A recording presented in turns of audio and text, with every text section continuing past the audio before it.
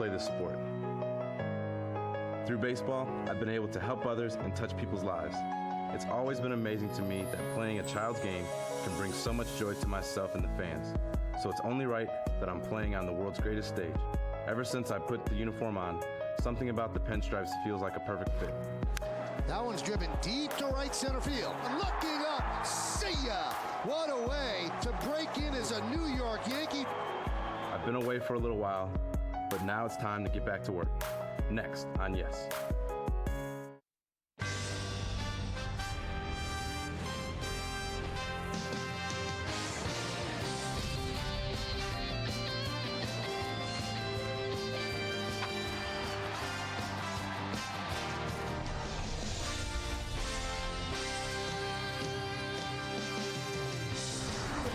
Well, Curtis Granderson said it best. He's been away for a little while, and now he is back.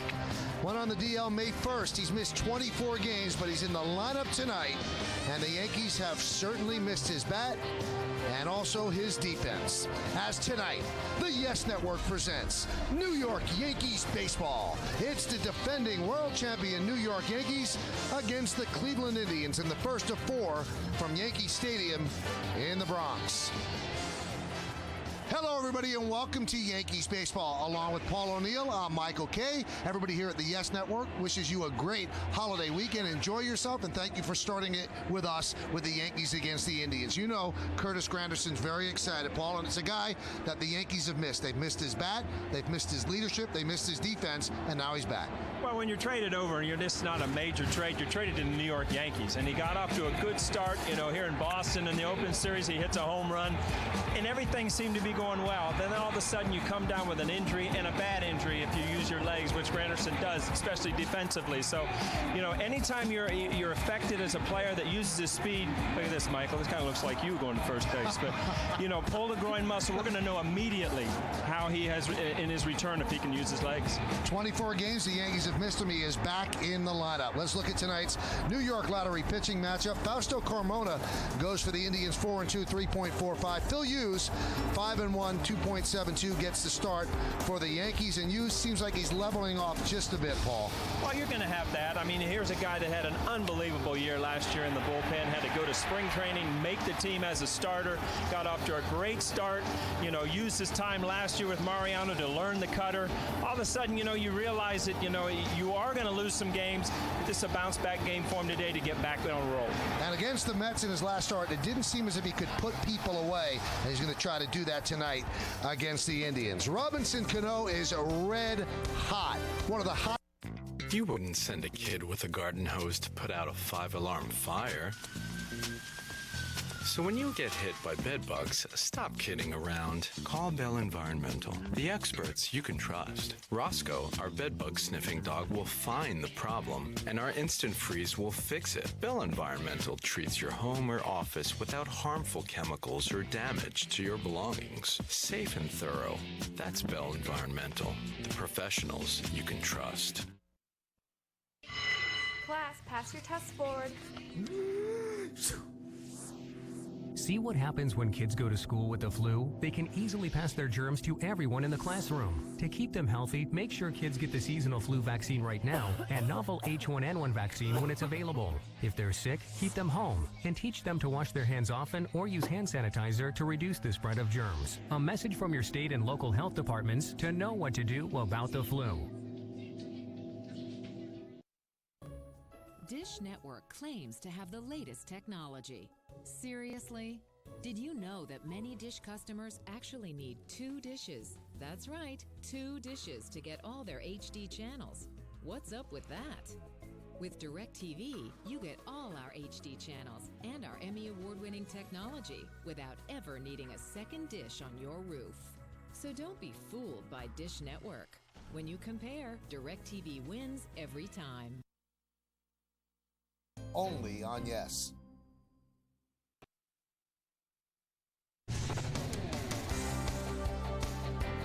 Welcome back to segment 2, everybody. That's Paul O'Neill. I'm Michael Kay, and the number 4 hitter in the Yankee lineup tonight is Robinson Cano. No, it's not a drastic sea change. Alex Rodriguez has the day off, but Joe Girardi certainly going with the hot hand. Cano right now, one of the hottest hitters in baseball. Let's take a look at his last 10 games. He has a 10-game hitting streak, hitting .395, 17 for 43, 6 doubles, 7 runs batted in. And, Paul, the thing that really strikes you about Cano, doesn't seem to be overmatched, uses the entire field, left field foul line to right field foul line. What makes him so good? Well, you just said it. I mean, he really doesn't have any glaring weakness as a hitter. I mean, as a pitcher, you kind of look for holes or something. He doesn't have it. He'll use all parts of the field. He's shown great power. Last year, 200 hits. This year, leading in all kind of offensive categories.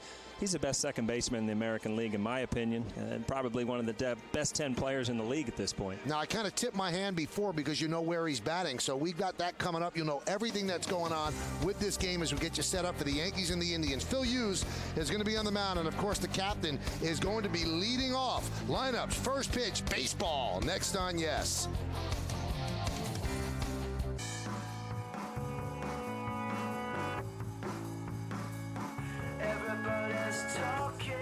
Presenting the all-new Kazashi from Suzuki with available all-wheel drive. Words don't do it justice, but the experts are giving it their best shot.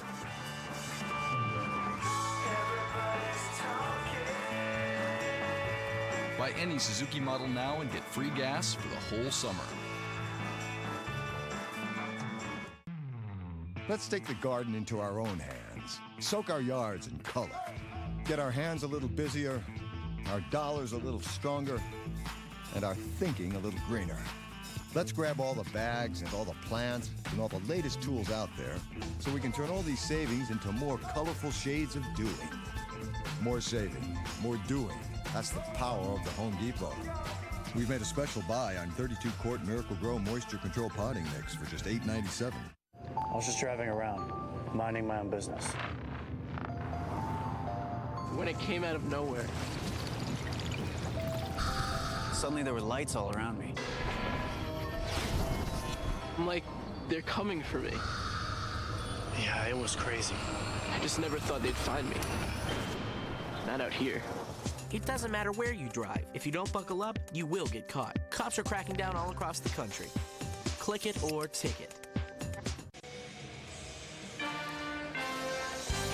Yankees Baseball on Yes is brought to you in part by Honda. Look for money-saving leases and low financing at your Honda dealer. By Massachusetts Tourism for great deals and endless ideas for your next Massachusetts getaway. Visit massvacation.com. And by Acela Express. Enjoy the journey. The beginning of the holiday weekend here in New York City. What a great shot over the grandstand. Sky a burnt orange, a little darker yellow. And let's take a look now at the Indians starting lineup. That's going to face Phil Hughes. It's presented by Lexus. Trevor Crowe, the center fielder, will lead off. Shin Soo Choo, the right fielder, bats second. Hafner, the DH, hits third. Austin Kearns in left field. Russell Branyan at first. Johnny Peralta, the third baseman. Luis Valbuena at second. Mike Redmond will catch. And Jason Donald, the shortstop, is going to bat ninth. Man, not too many people know that lineup. And Phil Hughes is on the mound. Phil with a 5-1 record and a 2.72 ERA. 8 starts, 5-1. 36 hits in 49 and 2/3 innings. A strikeout per inning. And opponents hitting .202 against him. We'll get you the scouting report in just a moment. Hughes is ready. Crowe is ready. Let's do it. Here in the Bronx, the first pitch is a strike. And here's the scouting report on Phil Hughes. Right is wrong. He's basically just shut down right-handed hitters this year, hitting 185 with only 3 extra base hits all year. Faster than you think. This is a weird thing. He shows up 92, 93 on the radar gun. Tons of swings and misses. He has a live fastball. And more human, you're talking about his first 6 starts. He was on unhittable, 1.3 ERA. Last couple starts, he's given up a lot of runs. He's kind of looking for that bounce-back start tonight, Michael. And the 0-2. Foul back. His last 2 starts that Paul's talking about, 0-1, 7.59 ERA. And he said that his problem has been he hasn't been able to put batters away. And that's the difference than the first 6 starts when he seemed to be putting everybody away. That's such a big thing, too, because, strike 1 is easy. Strike 2, to to get a guy on the bench, especially in big situations, you know, that's when you know that you become a star pitcher. The 0-2. 1-2. It's good to see you, O'Neill. I haven't seen you in years. Well, I'm glad to. You know, it's been a while. Yeah, I think By the Tampa way, Bay. Wife's good. Golf game still stinks. You know, it has been a while. So life hasn't changed. Well, things haven't changed. I haven't heard from you in a month. We text each other every now and then. Keep getting asked, where's O'Neill? Here he is, 4 games, the 1-2. Swing and a miss in the dirt. Getting an angle is Moeller, and a strikeout of Crow with the putout. 2-3. Let's take a look at the Yankees defense, which is brought to you by our good friends at Mercedes. In the outfield, you've got Gardner in left, and Granderson's back in center. Swisher over in right. Infield, Alex just has a day off, so Pena's at third. Jeter, Cano, and Teixeira. Moeller behind the plate, his first start since getting called up, and Phil Hughes is on the mound. There he is, Granderson. I mean, again, we talked about it in the pregame. You're going to find out really early if he's 100% back. A groin injury is, can be a nagging thing. Hopefully he got rid of it because he's a good defensive center field and he needs his speed. Here's Chu, and there's a strike. He takes pitches. He's got 30 walks so far this year, and that's why he has the .412 on base percentage. Hey, there's no way around it. The Indians are rebuilding. They've traded away their big money guys. Victor Martinez now with the Red Sox, and Grady Sizemore is on the DL. Travis Hafner is more of a singles hitter than he ever used to be, so this is a team in transition. That one's fouled away. Let's take a look at the Home Depot hitter scouting report on the Indians' Shin-Soo Choo, Paul. Well, he's a team leader. I mean, he leads on almost every offensive category. One of two. I mean, he's one of 2 South Korean-born major leaguers, and they're both here in the ballpark tonight. So Chan-Ho Park being the other one. Yankee Stadium, he likes the new Yankee Stadium. The last 2 games he played here, he's hit home runs in each one of them. Ball is fouled away. Although when he played here last year, the ball was jumping out. And now, Paul, it seems like it really has evened out. Maybe it's the old building going down and there's different wind patterns, but it doesn't fly out the way it did at the beginning of last year. You know, it's funny how little things or little adjustment changes outside the ballpark and can make a change inside. But, you know, when I got off the exit today, being this was the first home game, it is definitely a different sight, not seeing the old Yankee Stadium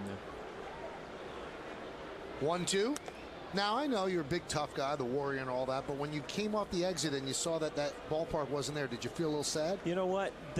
I can remember seeing it was on the national news in Cincinnati, and I called my wife. I said, look at this. And you know, the wrecking ball was hitting the stadium, and it's kind of a weird thing. But great memories, but this is a new place. Chu goes down looking, so 2 strikeouts for Phil Hughes. And we talked about it. He hasn't been able to put away hitters. Right here, you worry about that cutter if you're a left-handed hitter. That's a 4-seamer right on the outside corner.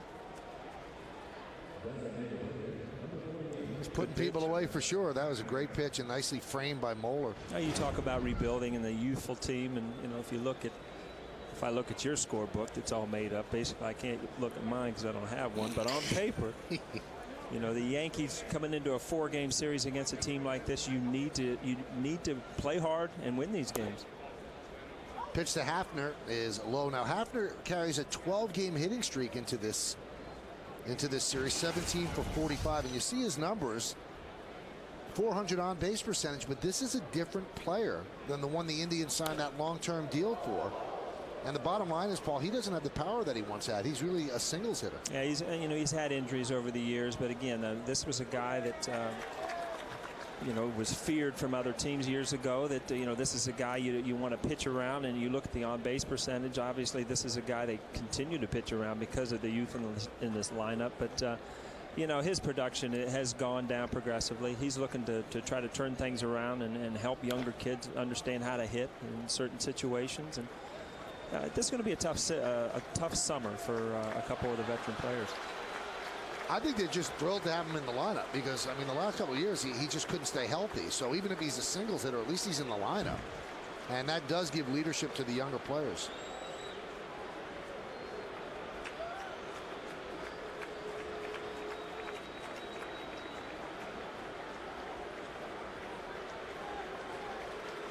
That's what he's done in his last 18 games. And the 1-2.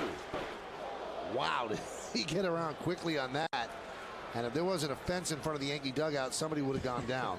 Well, you see, that's the pitch that he learned from Mariano Rivera, and that's the same swing that you'll see a lot of left-handers against Mariano. There's absolutely nothing to do with that cutter other than to pull your hands in and pull it foul.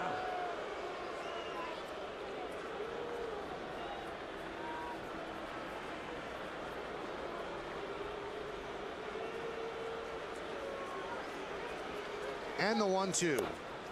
Just missed.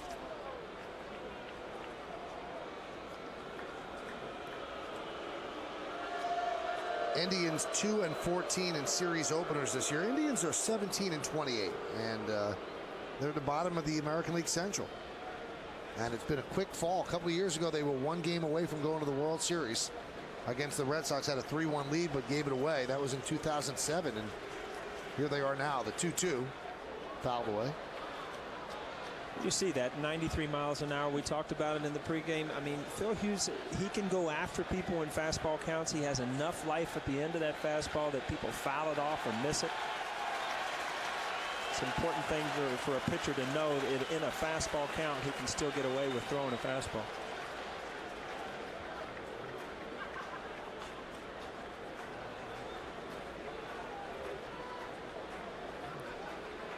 And the 2-2. Swing and a miss, he got him. That is an impressive first inning for Phil Hughes. 3 strikeouts, 1, 2, 3. Trevor Crowe swings and misses. Sin-Chu Chu looks at a called third strike, and then Hafner goes down swinging. Yankees coming back. Alphonse. Yes, Lance. All right, first things first. No man over the age of 30 will ever use emoticons. No colon parentheses, smiley faces, no fancy bracketed mustaches, no semicolon hot winks. Lance, LOL, man, that's awesome. Whoa, LOL? Don't make me get off this bike. No, don't get off the bike. Stay on the bike. Stay on the bike. Sorry. I'll just finish this. It's Toyota's National Sales Event. The perfect time to get the Toyota you've always wanted. And for a limited time, get a free auto maintenance package when you buy or lease any new Toyota. Right now, you can lease a new 2010 Toyota Venza for just $239 a month. Or lease a versatile new 2011 Toyota Sienna for just $269 a month. Toyota's National Sales Event, going on now. Hurry to your Toyota dealer today. Impressive. A top of the first by Phil Hughes. Now let's take a look at Fausto Carmona and the lineup that he's going to face. The Yankees starting lineup is presented by Lexus. The captain, the shortstop, Derek Jeter, leads off, batting second. Back in the lineup after missing 24 games, center fielder Curtis Granderson. Mark Teixeira at first base will hit third. Alex Rodriguez has the day off. Robinson Cano, the second baseman, cleans up. Nick Swisher is batting fifth and playing right. Then the bottom four, who would have thunk it? Juan Miranda will DH. Brett Gardner's in left. Ramiro Pena at third. And Chad Moeller, his first game this year, behind the plate.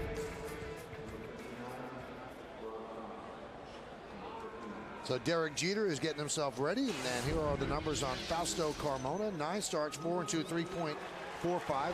Well less than a hit per inning. 23 walks, a bit too much. Opponents hit 239 against him. Let's take a look at the scouting report on Carmona.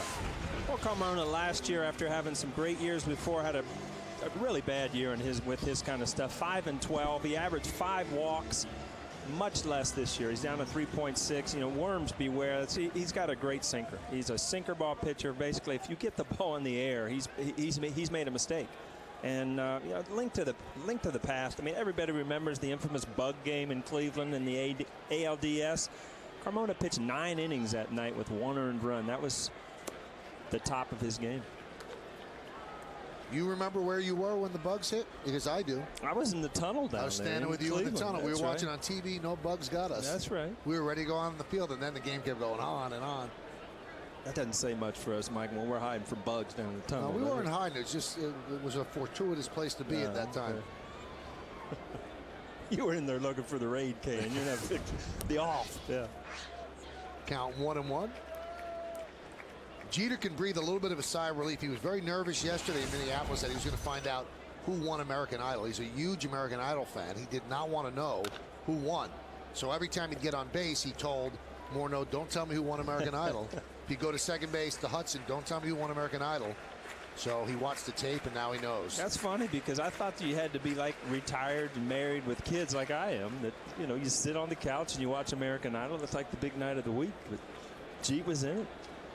Oh, he's a big Idol fan. The 1-2, swing and a miss. So we've had 4 outs in this game. They're all via strikeouts.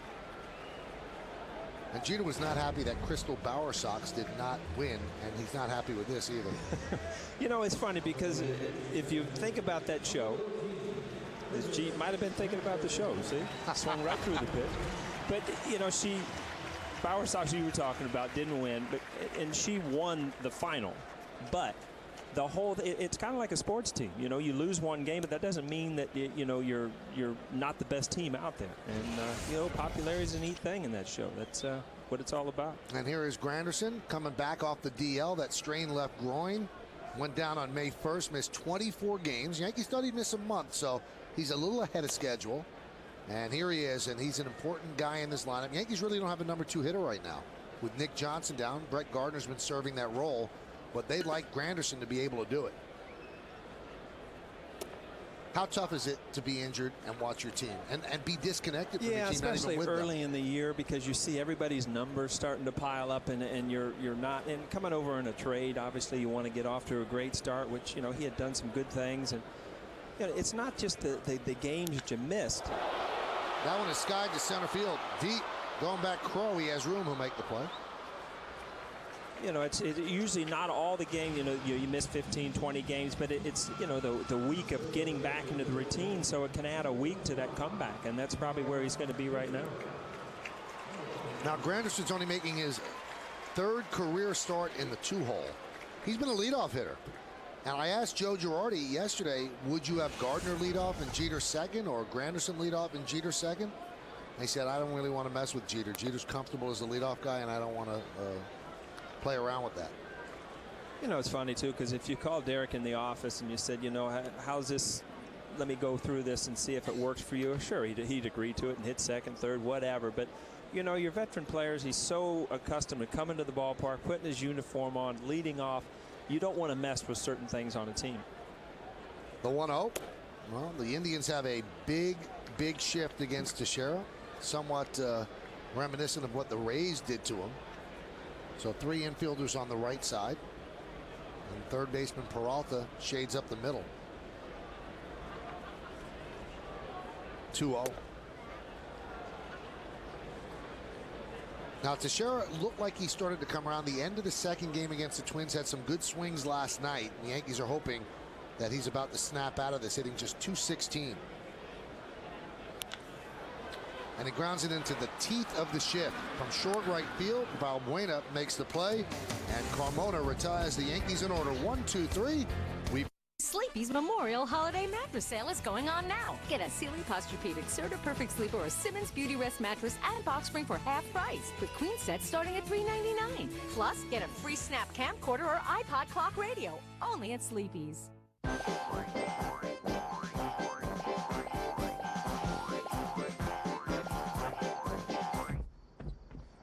Trust Sleepy's for the rest of your life. Oh no! The movers are here! And we're not ready! Where's the 3rd mover? Ben-Hur Movers give you free binding estimates for hassle-free moving on big and small jobs. Insured careful packing. Crating. Local and long distance. 24 hours a day, 7 days a week. Bye, Ben-Hur! Performance. Is it speed, power, or is it something more comprehensive? The Lexus GS350 outperforms the European competition in not only horsepower, but also in powertrain warranty and 0 to 60 time. So if you're considering a performance car, you may instead want to consider an outperformance car. Now, for a limited time, lease the 2010 GS350 all-wheel drive for $499 a month for 36 months, with $41.98 due at signing. See your Lexus dealer. Great defense. The Mike Francesa Show, weekday afternoons at 1, right here on Yes. Well, it's time for the Toyota Text Ball. Tonight's question is, what is your favorite holiday weekend of baseball? Here are your choices. Is it Memorial Day, Independence Day, Labor Day? You can text your vote to 58772. And, of course, standard text messaging rates apply. Which one was your favorite, Paul? You know what? I probably have more memories at Independence Day, July 4th. They were always day games, and you had the fireworks at night and kind of in the middle of summer. So I would probably think July 4th. Austin Kearns takes a strike from Phil Hughes. Major League Baseball gets a little like round robin tournaments around July 4th and Memorial Day. Think that'd work? I think you should give Bud a call. Bud, being Bud Selig, the commissioner. You probably got him on dial. Go ahead. You bring 3 good teams in here, and if you lose, then you go in the losers bracket, kind of like you did in Little League. Makes for a good weekend, right? Doesn't sound bad. The 0-2. Count 1 and 2.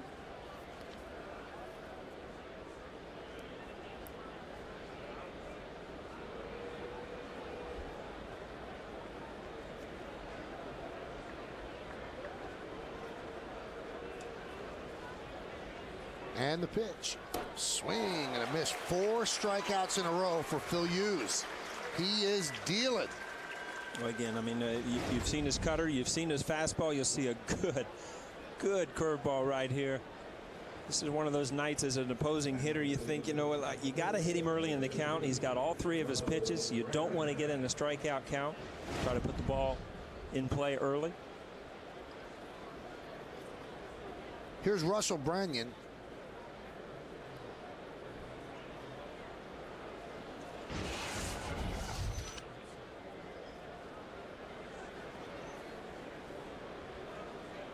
Russell Branyan, to this point, is the only player that has ever hit the Mohegan Sun Sports Bar, the black windows out there in center field.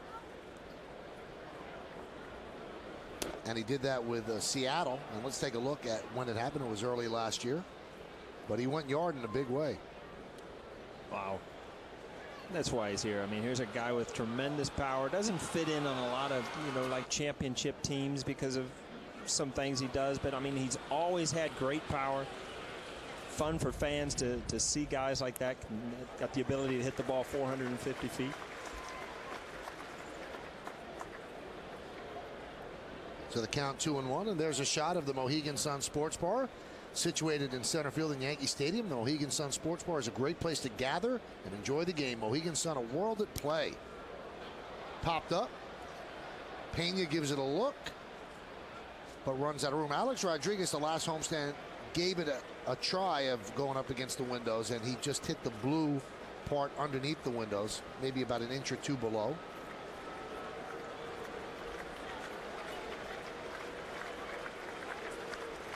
Right there is where Alex hit it.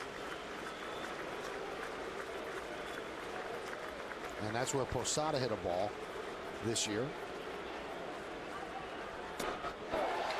How about this? 5 strikeouts in a row for Phil Hughes. Nice way to start a game. And we talk about different pitches. That's the cutter right there that absolutely locks up a left-handed hitter. See that ball just boring in? There's nothing you can do.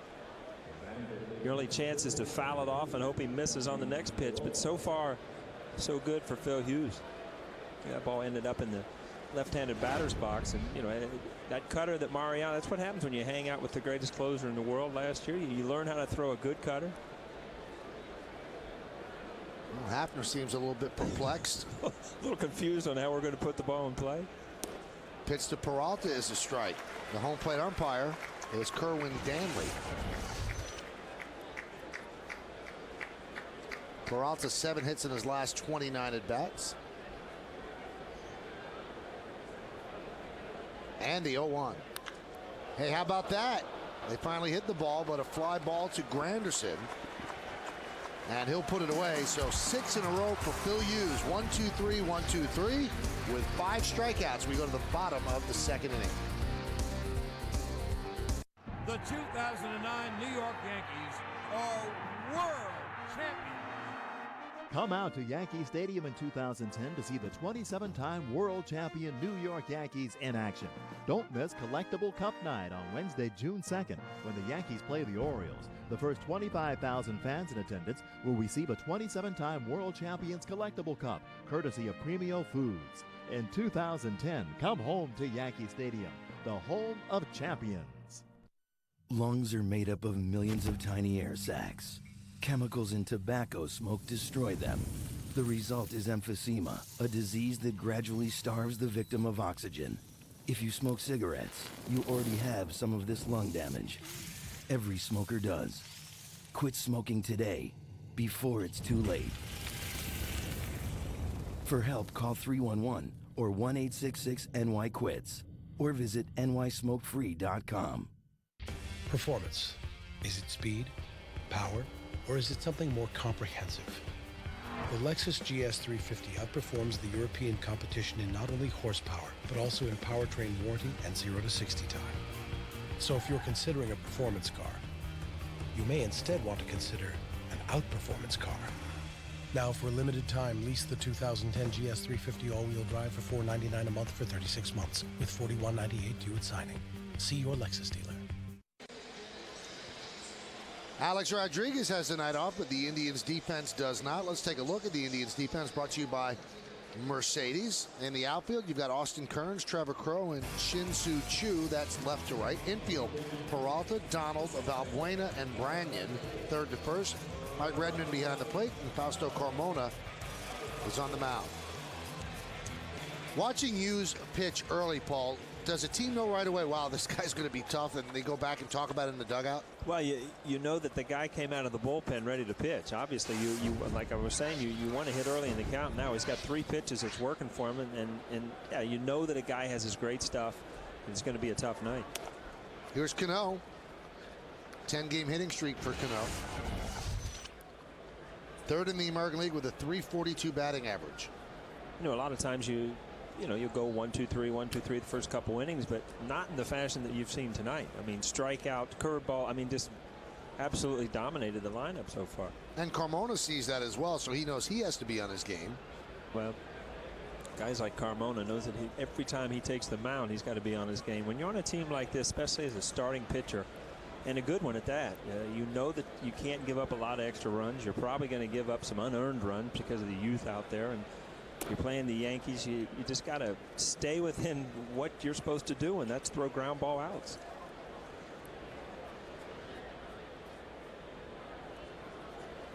Cano, Swisher, and Miranda here in the second. The 1-2. 2-2. Let's look at the game time weather conditions presented by Bigelow Tea.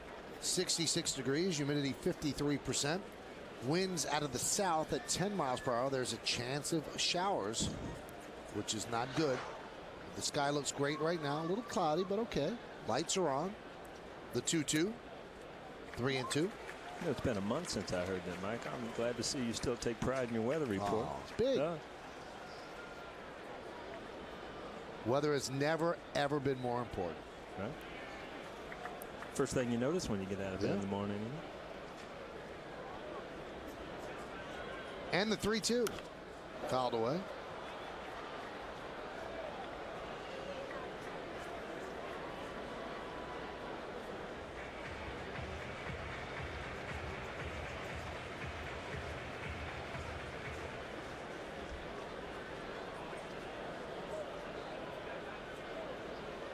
Big crowd at the ballpark as we start a holiday weekend. 3-2. Grounded up the middle. Donald. And Cano beat it out, much to his joy. He was flying down the line, has a big grin. He doesn't get many infield hits, but he got one there. Well, the ball up the middle, you see how deep it's played. Robbie Cano gets out of the box as a left-hander pretty quick. Probably got a break. Looked like he was out, but every once in a while when you're a great hitter, you get breaks. Let's see. I think he was out by a lot. Michael, I told you he was out. You don't listen to me. And you usually don't say that against hitters. So C.B. Buckner does not make the right call. But Cano will take it. Here is Swisher. No argument, though, from Russell Branyan. Pitch inside. You know, that ball was in the dirt, and as a first baseman, sometimes you're so into making sure you stay down with it and pick it out of the dirt, you don't really realize when the guy hits the bag.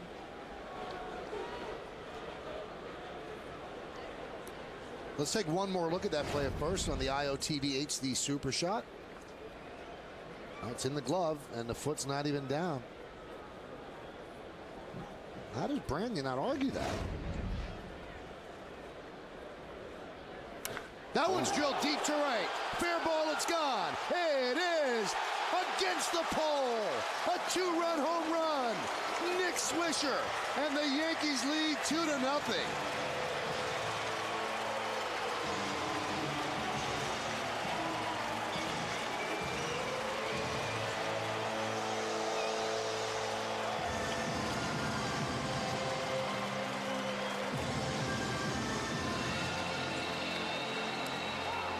You see this reaction. I mean, Nick Swisher crushed this ball, but again, we talked about Carmona. He basically makes mistakes when he gets the ball up in the air, and that's that hesitation as a hitter. You try to steer it off the pole.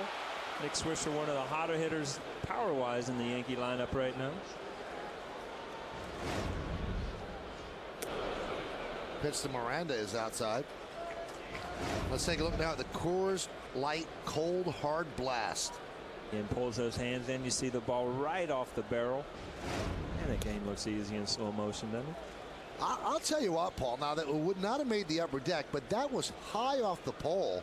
That had a chance to go into that luxury level. He really hit that ball.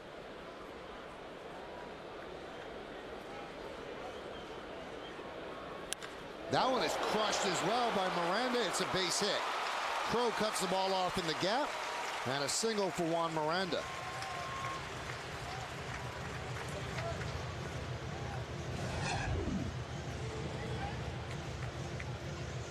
Now Swisher and Cano get out early with a batting coach Kevin Long right around 3:15, and they work on pulling the ball, and I guess that work paid off. Every day they do the same thing. You know, it's being quick, and it just goes to show you how, you know, different hitters have different things that they work on. I mean, I used to go out with Don Mattingly and try to hit the ball the other way, and here's guys that, you know, go out and work on being quick inside, not trying to pull the ball just, you know, with your body, but just being quick with your hands. Must work. He's looking to see where that hit. He has 7 home runs and 74 at-bats in the month of May. Pitch inside. Oh, he needed to cool down. Cervelli helped him out, and he wanted more. Swisher has been on fire in May. And every once in a while, you do see something you've never seen before on a baseball. Never saw that, huh?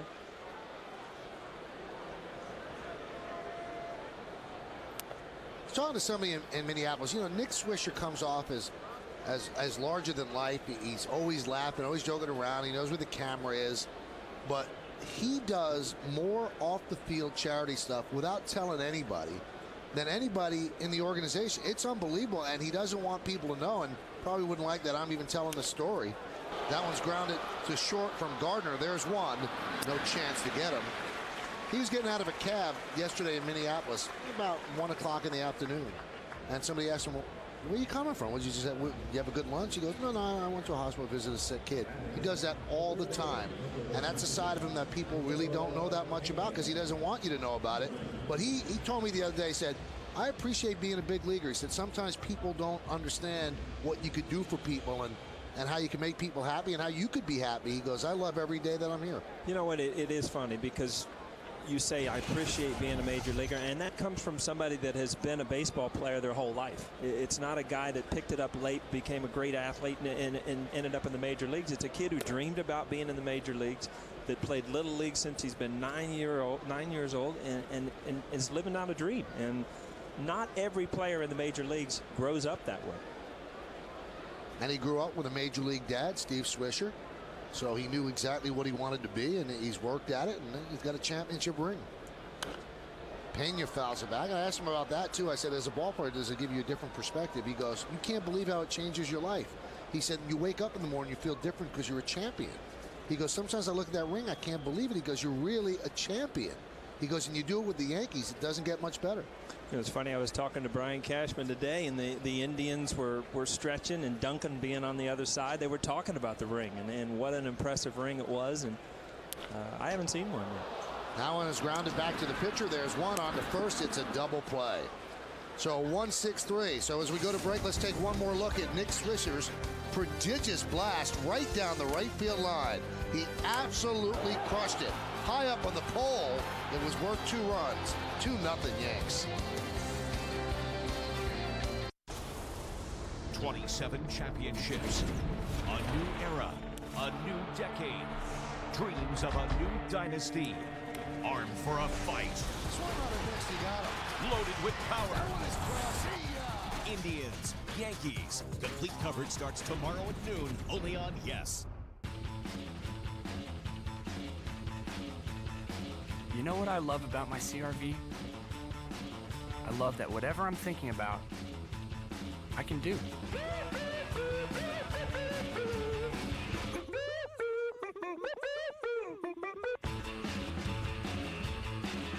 Another somebody who loves a Honda. Look for money-saving leases and low financing at your Honda dealer, or go to shophonda.com. Okay, Pixels. IOTV brings people every HD game of the Knicks, Rangers, Nets, Islanders, Devils, Mets, Yankees, Giants, and Jets. So, can we all agree not to play favorites? I suppose. I guess so. Great. Let's shake on it. Yes! No one delivers more New York sports in HD. IOTV brings you an extraordinary HD experience free. What is performance? 0 to 60 or 60 to 0? Is performance about the joy of driving or the importance of surviving? To us, performance is not about doing one thing well. It is about doing everything well. Because in the end, everything matters. Performance without compromise. That is what drives us. See your authorized Mercedes-Benz dealer for exceptional offers on the C-Class. Well, the foul pole was hit by Nick Swisher for a 2-run home run. Yankees lead 2-0 behind Phil Hughes, and Hughes looks very strong early on the Dodge scoreboard. 2-3-0, zeros across for the Indians. And with us here in the top of the third inning, and he's in the third base camera well, is our very own Jack Curry. And as we move along, Jack, let's talk about Curtis Granderson and his return, because it'll mean a lot to the Yankees, but it also means a lot to him.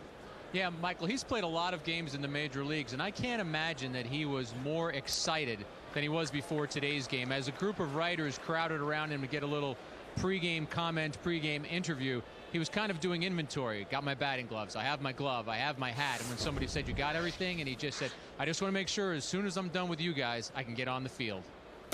Now, he's also looking at this kind of like the second spring training, right? Definitely, he said the second spring training, and I heard you and Paul talk about it earlier. He had that good at-bat in the first, but he said he's expecting this to be a transition period. Said he's a little sore, and he does expect that he's going to be feeling it for the next week or so. All right, now, Alex Rodriguez, I guess the whole Yankee team, Jack, is feeling it because they landed last night about 3:30. They must have gotten to bed about 5. Is there any other reason for Alex not being in the lineup tonight? No, in fact, Michael, Brian Cashman addressed that before the game, and he said he and Joe Girardi came into this season knowing that we're going to have to give Alex Rodriguez some breaks. They don't want it to happen what happened last year with his hip. As we see a grounder to Teixeira here, he's going to handle it, go to first base for the out. First out there, Michael, but yes, they wanted to make sure that they don't overdo it with A-Rod. And in fact, Cashman gave a little heads up for what's coming up this weekend. He said Derek Jeter will probably be next. And also they gave Cervelli a day off, Jack, and that's the first time they've been able to squeeze a day off for him. Now, in the Indians dugout, the pitching coach for the Indians is Tim Belcher, and he actually has a connection to the Yankee captain, doesn't he? I think this is really interesting, Michael. Tim Belcher won 146 games in the big leagues, had himself a nice career.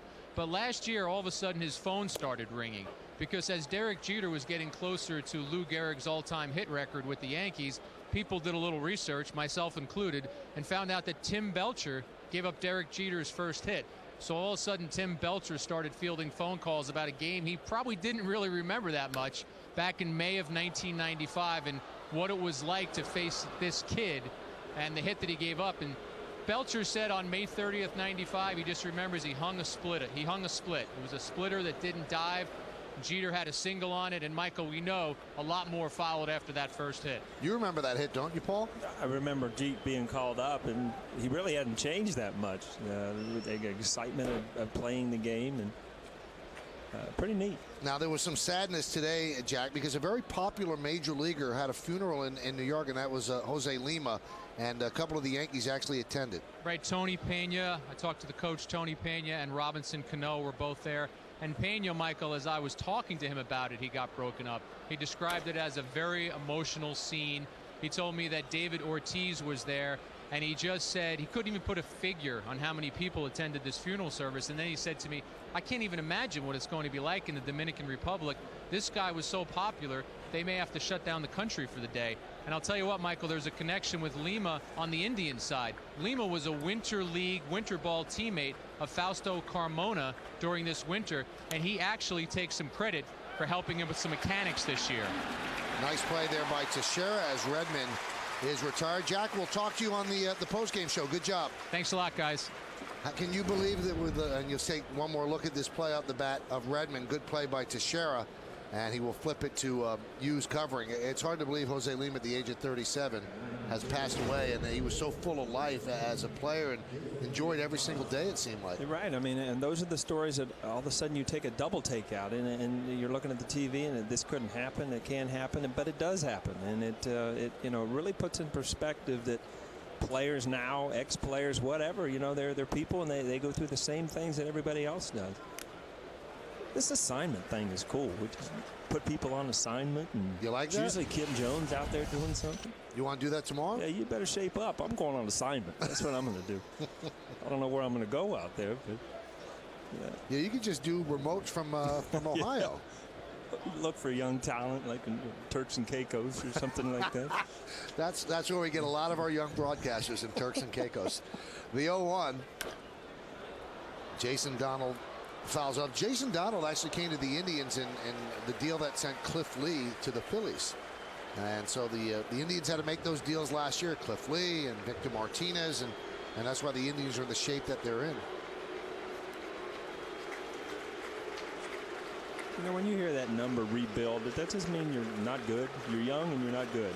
Basically what rebuild means, right? Well, you hope that you're young and you're going to be good, but when you're young and not good, that's not good. That one's outside.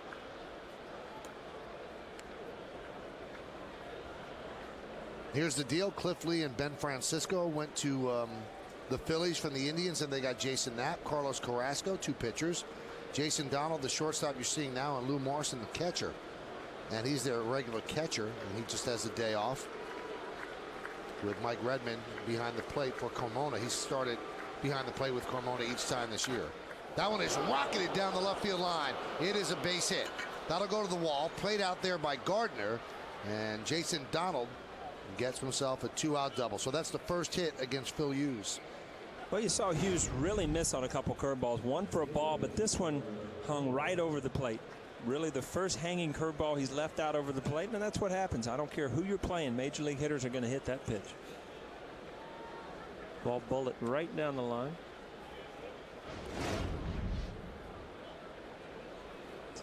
So Jason Donald having some words with Derek Jeter. Jeter talks to everybody out there. Yeah, but when you're a young player and you hit a double, you're already kind of happy about getting a hit. And then you get to sit there and talk with Jeet, one of the all-time greats, a little bit. It's kind of a neat thing. And then Jeet's trying to pick you off. That's right. Trying to lull you to sleep so he can sneak in behind you. Now, of course, Lee went to the Phillies, and then the Phillies traded him to Seattle. And now there's a lot of rumors that Lee is on the trade market because Seattle's gotten off to a bad start. And what a pickup for a team that might be in a pennant race or a wild card race and have a chance to pick up a pitcher like that, former Cy Young Award winner. Swing and a miss. You don't see that very often. I mean, Roy Halladay is Roy Halladay. He goes to the Phillies, but in the meantime, you trade a guy that just pitched unbelievable for you in the World Series, so you trade a 1 for a 1. Mm-hmm. You don't see that very often. And it got a lot of criticism in Philadelphia, and what the Philadelphia people said, well, we needed to replenish our farm system after giving up so many young players for Halladay. That's why they traded Lee. They said it had nothing to do with money, but you wonder if that was a smart thing to do. Because if they had kept Lee and then, he left as a free agent after this year, they still get 2 number 1 draft picks. Mm-hmm. But they chose to make the trade with Seattle.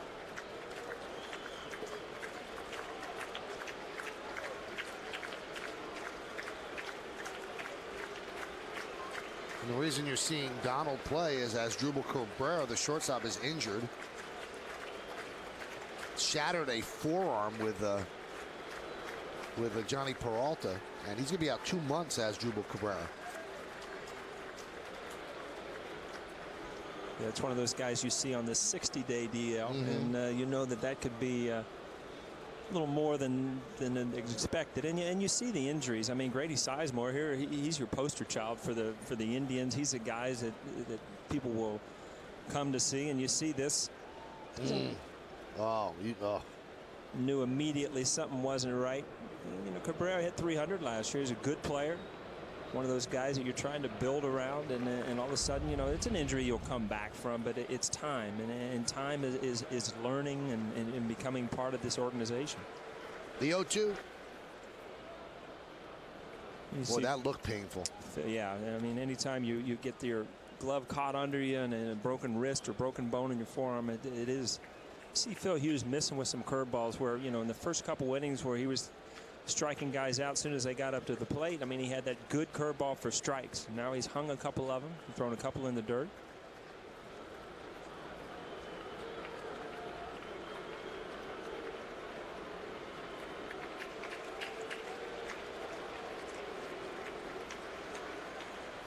The 1-2, fouled away.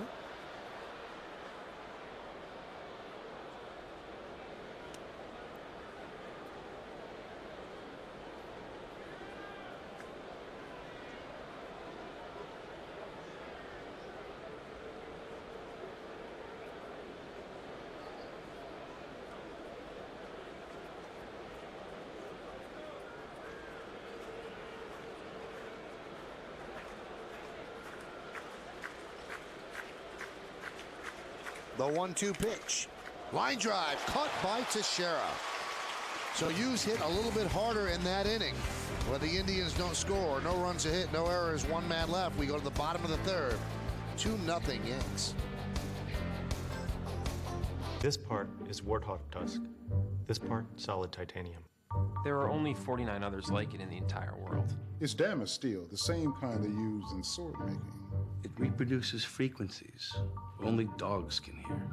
There are excuses for spending money on luxury. And then there are reasons. Test drive any 5-star crash safety rated Acura at the Driven by Reason sales event. Take advantage of attractive offers on the 2010 Acura TSX for well-qualified customers. The 2009 New York Yankees are world champions. Come out to Yankee Stadium in 2010 to see the 27-time world champion New York Yankees in action. Don't miss Bottle Opener Keychain Night on Wednesday, June 16th, when the Yankees play the Phillies. The first 18,000 fans, 21 and older, will receive a 27-time world champion's Bottle Opener Keychain, courtesy of Budweiser. In 2010, come home to Yankee Stadium, the home of champions. We were born to see the world in 3 dimensions, and the new Panasonic Viera Full HD 3D TV is the ultimate 3D experience. Immerse yourself in incredible depth and clarity thanks to fast-switching phosphors and Infinite Black Panel Pro. Panasonic Plasma is the difference. With 3D this lifelike, can we still call it a TV?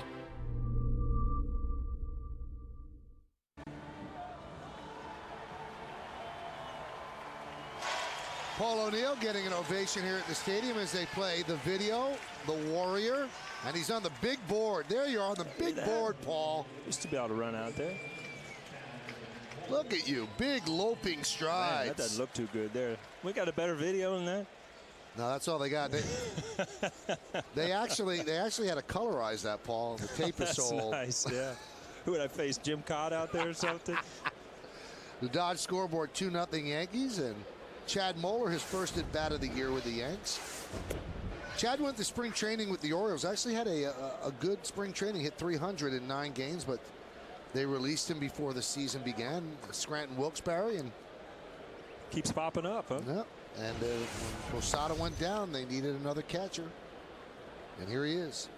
It was a welcome sight behind the cage today. I was talking to Jorge and didn't have his restrictive boot on. He was out kind of walking around, stretching. You know, it just gets you in the mood of playing again when you get rid of, you know, the boot or the cast. And That one's drilled deep to left field.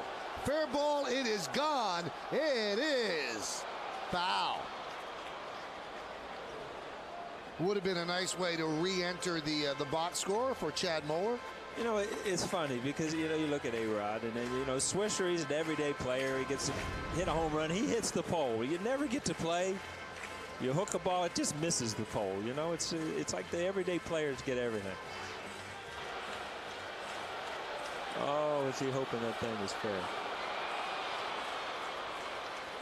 Some disappointment for Chad. He's a good guy. And he's a nice guy to have in your organization. And, you know, the Yankees needed a guy to back up Cervelli, and here he is. And he misses the foul pole and then strikes out. That's sometimes the way it goes. You know, we went into our archives to get some Paul O'Neill video. This is new stuff. You know, we used to show the same old tired stuff. Now, here's some new Paul O'Neill stuff. Oh, yeah. There we go. That's how you spend a holiday weekend. See that? Look at him. Angry. Did you ever enjoy yourself, Paul? Yeah. Oh, no. See, I clean up after myself. There, he had a good time. And that was the Paul O'Neill day in 2001. Paul O'Neill. That's one of the neatest times I've ever been at a ballpark. I said on the radio that night, I can't even imagine what you were feeling. Really? The whole 55,000 people are saying your name. It's weird. You know, it's hard to get that many people in unison, right? To do anything. Grounded to third. I always thought O'Neill wanted to play again, but you couldn't have a higher moment than that, right? I mean, what could be better than that? Pretty good farewell. Yeah. Maybe I started booing when. Look at the Gatorade behind you right now. Where is that TV? That's in high def too. Look at it. Oh boy, you got some food there? What is that? I got to get that out of here before Michael starts. It's like eating with a caveman up there. I look over, he's got no utensils. He just grabs food and eats it with his hands. Can I give you one thing that you don't have to worry? You're eating seafood. You have no problem with me here. Yeah. Okay.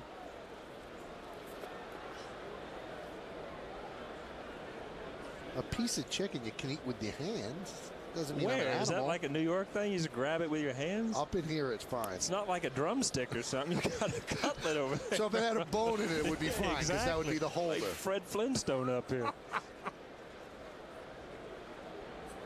Granderson, fly ball to center his first time up. 2-0 count from Carmona.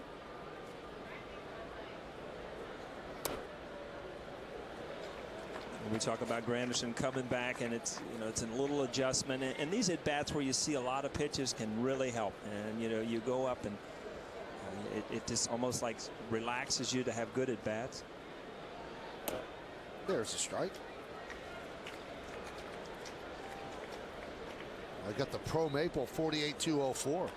Wow. You've been out of the game when you don't even recognize the labels. I mean, that has all changed in the past 5 or 6 years. And he walks against Carmona. So now this is a good test to see exactly where the groin pull is. And he says he's okay, but you don't know until you really test it. It's a great test because it's 2 outs. It's a great time to run. And also Carmona is one of the worst pitchers in the league at holding runners. I think it was 14 out of 16 runners that have stolen against him. So, yeah, it's a real good time to try to see how you feel as a base runner and get in scoring position. Shift is on, and he dives back. Paul, they didn't shift against you because you took the ball the other way, but you played with players that had the shift against them. Does it get in somebody's head? It's funny. One team did. The one year that I was hitting really well early in the year, it was Cito Gaston with Toronto, and I asked him later in the year, why would you shift with me? Because I hit the ball the other way. He said, I just wanted to get it in your mind. And a lot of hitters get that in their mind and try to either pull it harder through the hole or they adjust their swing and try to shoot it. And he said it was just a mind game we were trying to play with. Who was that said Cito Gaston in Toronto. Yeah. Swing and a miss. Did it work? Did it get in your mind? Did you say, well, what are they doing? No, because I actually got some hits the other way. And, again, a lot of times as a hitter, you go up there and you out of the corner of your eye, you kind of notice the defense. Because a lot of times the way they're playing you defensively is how they're going to pitch you. And sometimes, you could they give the hand away, so to speak, as the way they're going to pitch you. And no defense could stop that. A line drive over Barbraina's head.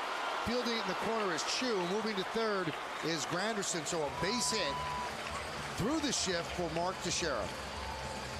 You know, it's funny, and you see Teixeira, he gets a ball down, but not much life on the end of it. No sink, drives it into right field. But, you know, if you're the manager of the Cleveland Indians, these are the plays that kind of excite you, because Chu, who we've talked about, is a good, solid player, but you just want to make, you see Granderson kind of in that same mode where he hurt his groin. It didn't look like he was limping.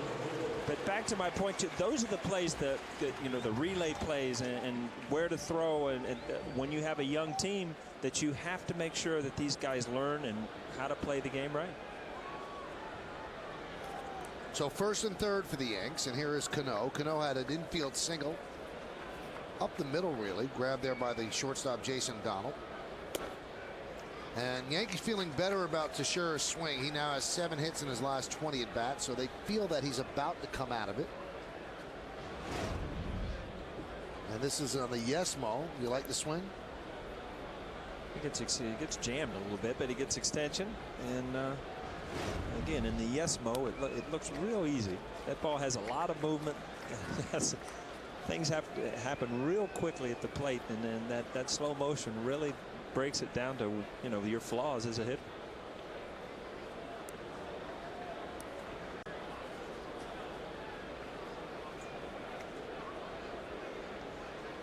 Yankees lead 2-0. We're in the bottom of the third. The 2-0 and a strike.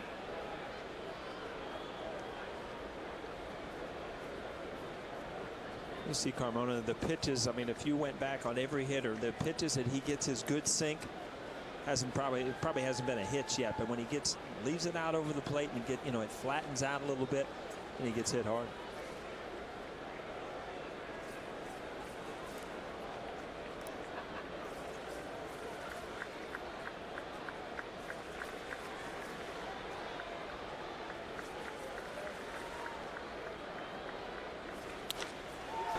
Grounds it to second.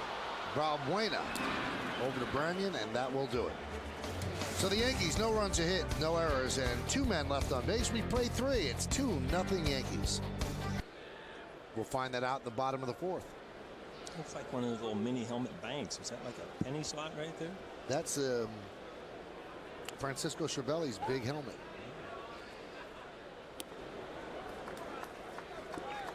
Leading off is Shin-Soo Choo, and he takes a strike.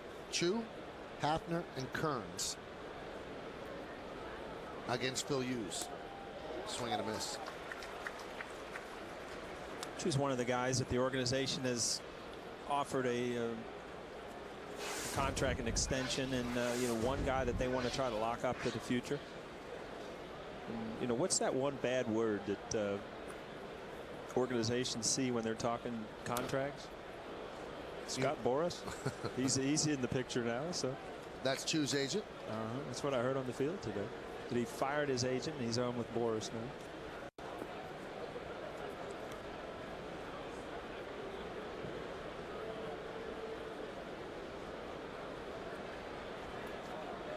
Yankees with 4 hits, the Indians with 1. And the 0-2. Grounded to first. Took a weird hop, but nice adjustment there by Teixeira to record the out. That was some play. Teixeira is so fundamentally sound at his position that he can adapt to bad hops and do things like that. He's a great first baseman. You see that when all your weight's going one way and the ball bounces back the other. Good concentration. A lot harder to play than it looked.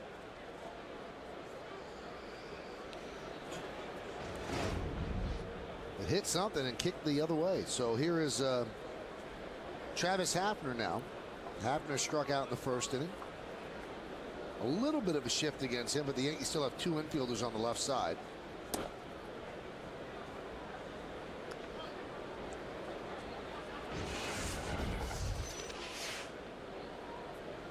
Well, Phil Hughes has recorded 10 outs so far, and Teixeira has 4 putouts.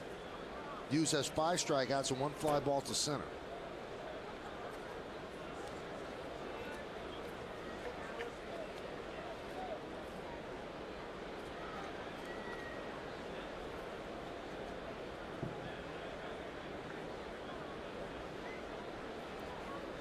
Hafner, as we mentioned, a 12-game hitting streak.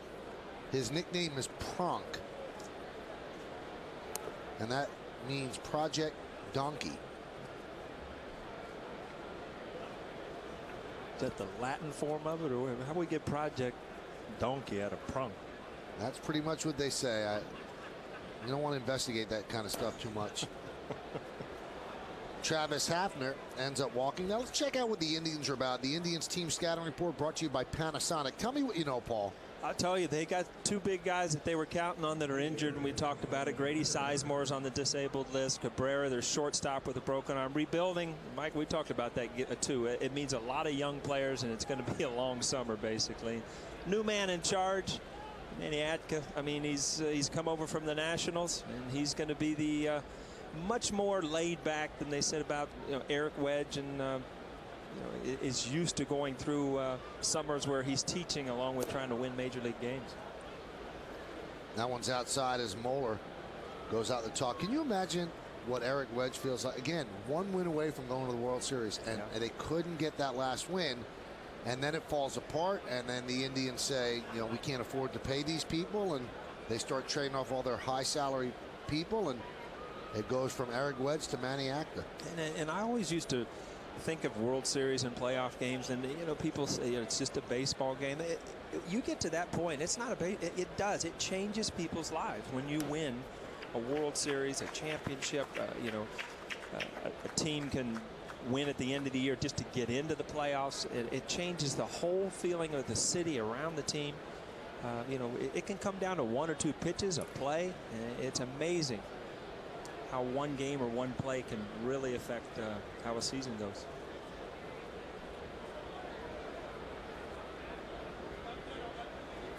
That one is lined into left field. It's going to be a base hit in front of Gardner, and moving to second is Hafner. Paul, let's be honest. You were involved in a game and a series. When you talk about changing lives, changed the course of people's lives and franchises. Game 5 against the Mariners in 1995. You lose that game, Seattle gets Safeco Field. If you win that game, Seattle probably doesn't get Safeco Field, and they move.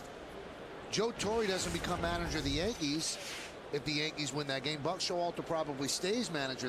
I mean, lives change by that one game. I'm glad you understand my point now. It comes down to that, and it came down to one pitch where a Yankee killer, Edward Martinez, killed us. Nice play again by Teixeira, and he gets the out at second. So a broken bat, hot shot by Branyan, and Teixeira made the play and then fired quickly to first.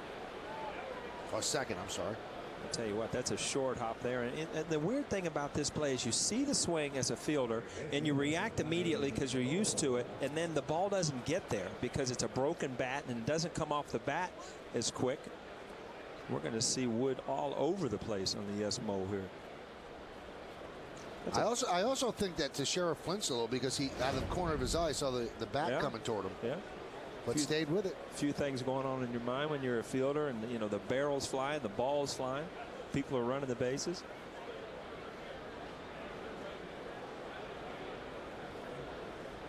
Again, Hughes, this is really the first semi-jam he's been in. Grounded foul.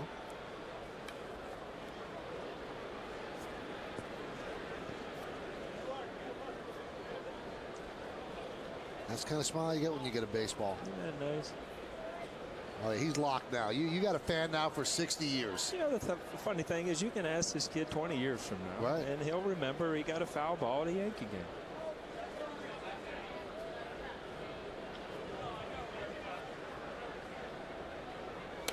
That one is lined to left field, giving chase is Gardner. He can't get there. It's up against the wall. Hafner scores. Moving to third is Branyan. Peralta gets himself an RBI double. The Indians are on the board, and Yankee lead is now 2-1. Right here, if you ask me, I mean, this is a pitch. This is Johnny Peralta's a fastball hitter. This ball's right down the middle, fastball. I mean, you got ahead in the count.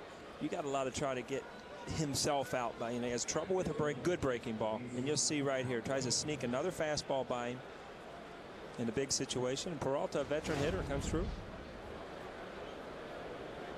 And Dave Island Goes out and tosses. Now tell me, Paul, are you seeing a difference in Phil Hughes? I mean, the first 2 innings, deadly dominant. 5 strikeouts, 6 in a row. What's he doing differently in the last couple of innings? You know, he's lost the control on his curveball, obviously. He hasn't, used his cutter as much. He's trying to stay ahead with his fastball, which he is doing. But again, he's kind of lost the control, not the bite on his curveball, but the control of it. He's hung a couple of them, and he's thrown in a couple in the dirt, so he's not throwing it for strikes.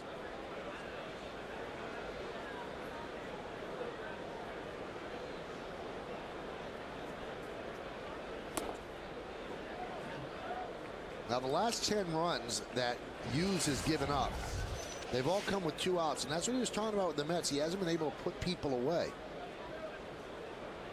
And that's where you see that, the superstar pitchers, they get out of those gyms. Look at Andy Pettit. I mean, his ratio of getting out with the big pitch when he needs to, unbelievable. Jimmy Key, I always remember he got the out when he needed it. It's so important with men in scoring position with 2 outs that you save those runs. A little bit different. First 6 starts, the last 2 starts. And that could just be the natural ebb and flow of a season. Not too many people pitched to 1.38 ERAs the entire year. I hate to say it, but it can almost become a mental thing. As a young pitcher, you get off to a great start. Good cutter right there. And all of a sudden you wake up and you look at the paper and you see your name in the headlines and I'm 5-1, and you almost start to, in the back of your mind, say, am I capable of doing this? And then you start trying to do it. And the next thing you do, you have a couple games where you don't pitch well, and you've got yourself mentally kind of in a funk where it was natural just going out and throwing. The 2-1. Another cutter. He's thrown that pitch 24% of the time this year, so he really likes this pitch. And this is that's kind of a dangerous cutter to a lefty hitter, kind of down and in. A lot of them up by the hands and end up inside. Those are the pitches that you really can't do much with. But again, he's gone to something else other than the curveball to try to get hitters out. Valbuena grounded out the first in the third. He's 1 for his last 15, 7 for his last 56. So this is a batter that Hughes wants to get. This is a batter that Hughes should get. But opponents are 8 for 18 with 2 outs and runners in scoring position against Phil so far this year. Mike Redmond on deck.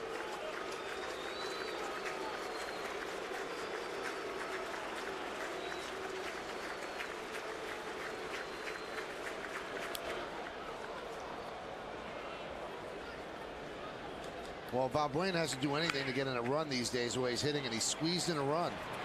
That was against the White Sox, and that was a game-winning run on Tuesday. And that came in the 8th inning, so it wasn't a walk-off suicide squeeze, but it was the squeeze that provided the winning margin. That's not an option in this sense because there are 2 outs.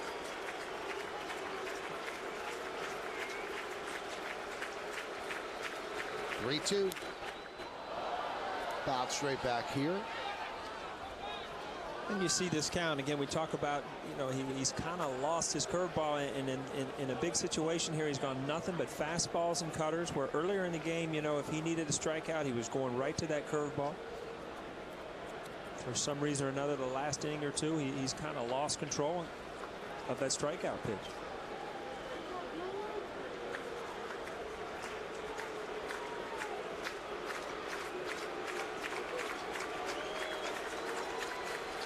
Three-2.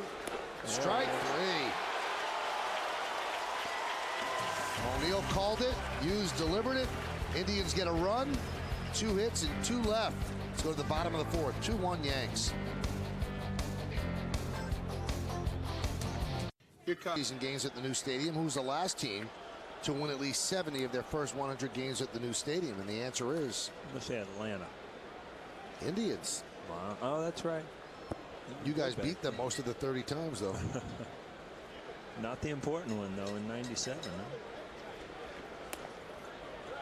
Got some information because we try to go through every single source of info around the country. People.com. I know that you read that a lot. Yeah. Is announcing that Nick Swisher is engaged. His longtime girlfriend, Joanna Garcia, used to be on the show Reba and Gossip Girl. And since he hit the home run, what a perfect way to punctuate an engagement. Now, we have not confirmed it, but, you know, when people.com goes with it, to me. You got sources, Michael. You can't tell me you can't go on your speed dial and get the scoop. You know, I'll ask Nick later.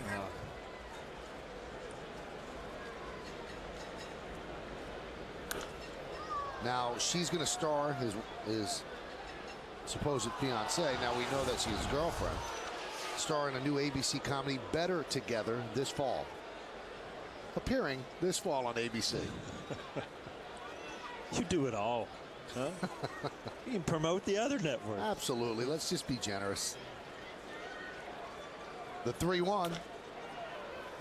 Grounded to first. Branyan flips to Carmona. And there's one away. Let's look now at the American Airlines upcoming schedule. 3 more games against the Indians, a big wraparound series. Friday, Saturday, Sunday, and Monday. The next 3, though, in the day, 1:05 starts. And then the Orioles come to town. Orioles, 2 night games, and then a 1:05 game on Thursday, then on to Toronto.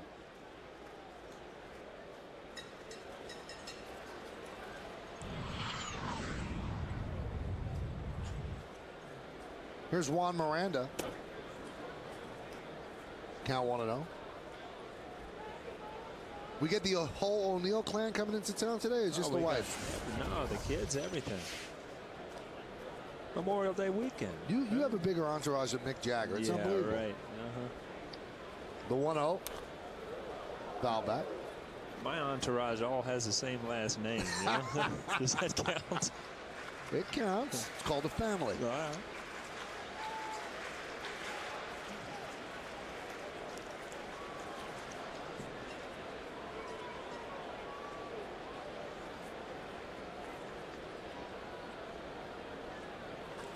The 1-1. That one's driven deep to right center field, giving Chase Crow on the run. Wow. Oh, what a play! He took an extra base hit away from Miranda. An outstanding play by Trevor Crow. That was a good play. I mean, center fielder, the ball right over your head, and that is an absolute bullet. And this is what you get from young players, young teams. Every once in a while, you'll get that sparkle of, wow, this kid could play.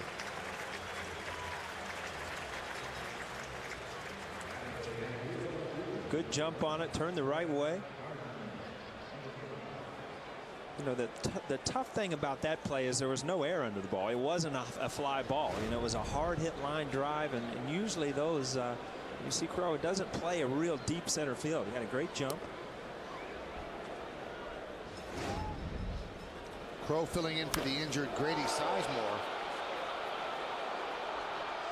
And he dives right into your living room. See that? Well, Miranda must not feel too good. And we talk about how great plays, you know, how elated you are as an outfielder, but you forget to say, you know, how you feel as a hitter. You do everything right. You hit the ball right on the nose, and the guy comes out of nowhere, as you said, right into your living room and takes a hit away from you. That's the way I feel too. See that? A little frustrating. Topping himself. The 1-2. Grounded towards second. Valbuena gets Gardner for the final out of the 4th. So the Yankees go down in order against Fausto, Carmona. One more look at Crow as we go to the 5th. Yankees lead 2-1 on Yes. Sound HD is free with IOTV, the official HD service provider of Yankees baseball on Yes. How's Bob been doing? I haven't heard him in my ear in a long time. You should call him more often. He's doing great. Yeah. 2-1 Yankees lead. Redmond takes a strike from Hughes. Driven out toward right field. Giving chase is Swisher. In the corner, he makes the play. It's a foul ball, but it's an out. 1 down. Talk about Phil Hughes, K by K. This is all early first inning. You see his whole repertoire here. Fastball, curveball. There's a good curveball. First couple innings, boy, he was lining them up. Cutters, curveballs, fastballs. And And that last one struck out Balbuena with runners on second and third and 2 outs in the fourth. I think Moeller made him go back to that curveball. He threw a good one. It was the first time he saw that pitch in the count. Got the strikeout. Jason Donald, the first Indian to reach against Hughes. He had retired 8 in a row to start the game. Then Donald doubled into the left field corner. We told you that Donald came out of the Phillies organization. And Charlie Manuel, the manager of the Phillies, really an old-time, really smart baseball guy. During spring training, Donald will be taking batting practice, and Charlie Manuel will be leaning against the cage, and he keep going, Biggio. Biggio. Biggio. Finally, Donald wants one of the other coaches. He goes, does he know my name? My name's not Biggio. Coach said he thinks you look like Craig Biggio. And you don't correct the manager if you're a kid. Soft ground ball. Cano will charge, and they just got Donald. They were kind of on that same line. I remember a story years ago when Charlie Manuel was the hitting coach in Cleveland. You see Robbie Cano get rid of the ball quick. C.B. Bruckner says he got it. But Charlie Manuel had a meeting, a hitters meeting in the clubhouse, and he was going over, you know, your scouting reports and this and that. And he said, you know, you guys, you got to remember, he had that big Southern drawl. Right. You got to, sometimes you just got to be dumb to be a good hitter. You got to forget everything. You just got to be dumb. And Tommy, that's why you're a good hitter. Jim Tomey must have loved that. But I mean, it was his personality, you know, and it just it went well. And Charlie moves kind of slowly and talks slowly, but he's really a smart baseball guy, and he did a great job with the Indians, and then with the Phillies, he won a World Series with them, and last year got him to the World Series 2 years in a row. Just one of those old-time baseball minds, kind of in the same groove as Joe Torre, Don Zimmer, guys that have just been around the game, that know how long the season is, what's going to happen, how to, you know, get a feel of players that'll win for you, guys that you can trust. And you know, as you become a better player, you learn, and managers do the same thing. And you've been in the game that long, you know, you usually find out what's right and wrong. Pitch inside to Trevor Crowe, count 2-1. So Crowe, his first at bat since making that great catch in the bottom of the fourth inning off Juan Miranda. Take one more look at it. Framed up against the beautiful new stadium. Airborne. I guess the hard part's holding on when you crash into the ground. Well, that's one of the hard parts. I guess getting to it is tough, too. There's got to be some brave. I mean, you're selling out your body there if you're going airborne like that. You know what? If you look at that play, if you hit the grass, you're fine. It's when you get onto the warning track and stuff like that where the little gravel and the pebble kind of tear you up a little bit. But, you know, it's an exciting play for a defensive player to know that you got a great jump, and it's almost a challenge as you're going to see, you know, how far out you can get to make a good catch. Grounded to first. Teixeira will step on the bag and through 5. Yankees lead 2-1. 10-pitch inning for Hughes. We're halfway through. Every season, Johnny Walker, proud sponsor of the New York Yankees. Back in 1946, before almost 50,000, the Yankees played their first night game at Yankee Stadium. And Paul O'Neill is one of the few players that has come out and told me you see the ball better at night under the lights. Oh, absolutely. I did. I mean, there's such a glare during the day. There's something about the lights and being out there. It was just a little brighter, a little more fun. Well, you go back to when you were a little kid and you played all your day games and you got to play under the lights. It was something special. And it's, I guess I never lost that. Because being under the lights in Yankee Stadium was a pretty neat place.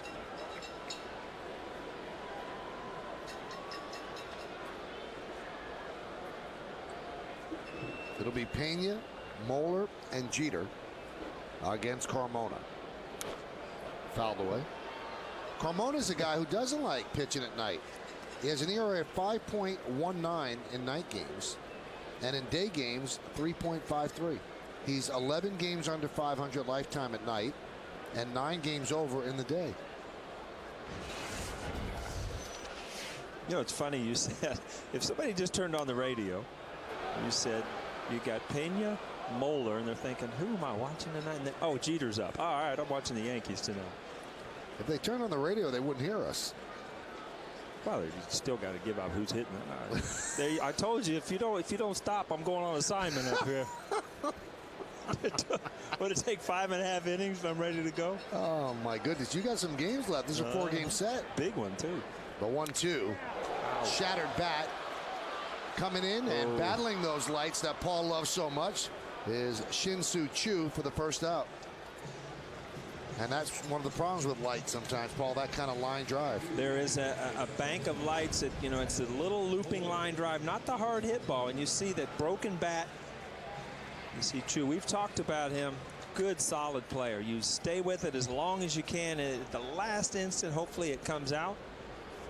That looked like the ball found the glove because he wasn't even looking. And then a lot of times as a fielder, you kind of jab at it in the vicinity you think it's going to be. There is some luck involved once in a while.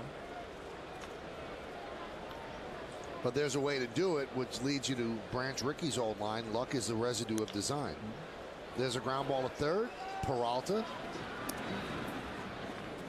And there's 2 away. Tomorrow, the Yankees play game 2 of this 4-game set against the Indians. Right here in the Bronx. Coverage starts at noon with batting practice today, presented by Audi and the Tri-State Ford pregame then.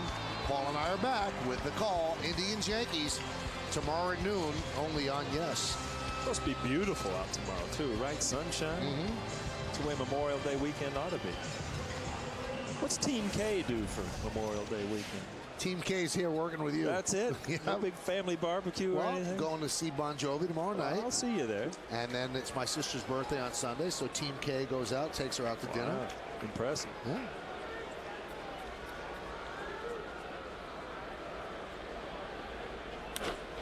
Jeter grounds one up the middle. Knocked down there by Donald, but not in time.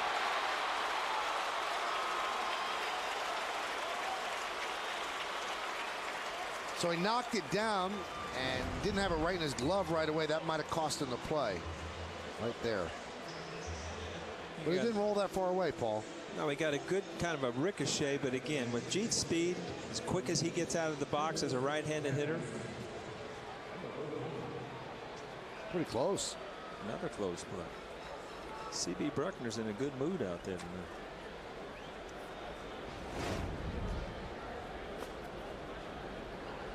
Giving mood. Yeah. Here's Granderson, his first game back with the Yankees after missing 24 games with the groin injury. That's the 13th infield hit for Jeter this year. And there's a strike to Granderson.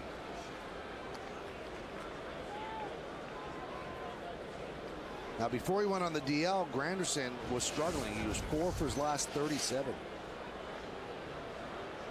So hitting .222. His first hit as a Yankee was that home run against the Red Sox. We showed that at the start. That was a big hit. So he got off to a nice start first couple of weeks and then kind of tumbled after that.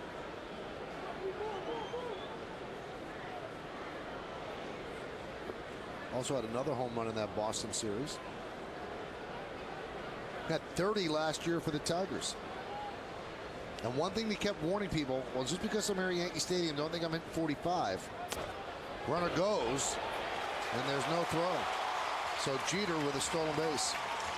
Again, we talked about it. Carmona, easy guy to steal off. Redmond doesn't even make a throw. I mean, this was stolen on Carmona. Jeet gets a great jump.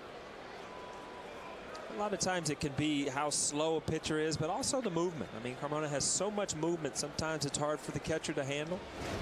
But right there, it was too good of a jump. 5th stolen base for Jeter. And Granderson fouls it back.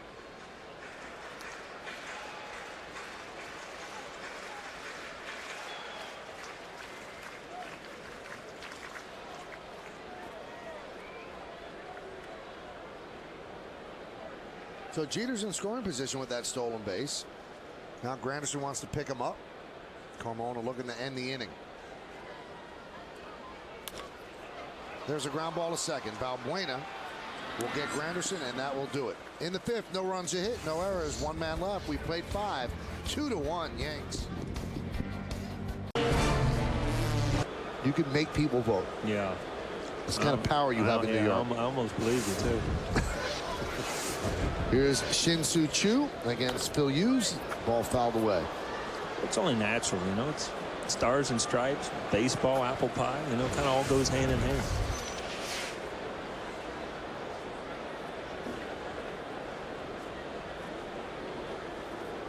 We've talked about you a lot tonight, and it's just not his offensive numbers. Defense has got a great arm, good base runner, steals bases, hits for average, hits for power. Showed a lot of things to the organization and the league. Just so happens that he's on a team right now that, you know, doesn't have much of a chance to win.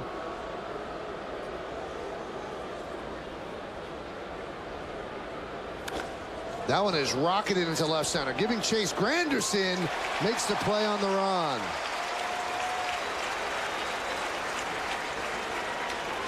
Good sign, good jump. Talk about his groin injury in his first night back, and that's what you see. You know, there wasn't a hesitation. Took after the ball. Good play.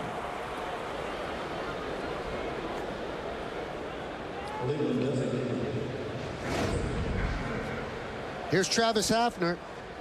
0 for 1 with a walk.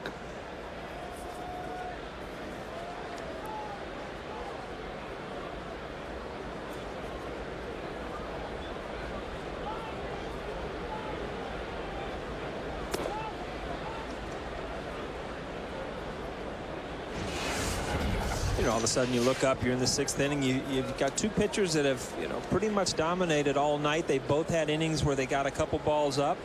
2-1 game, well-pitched game. There's that good curveball.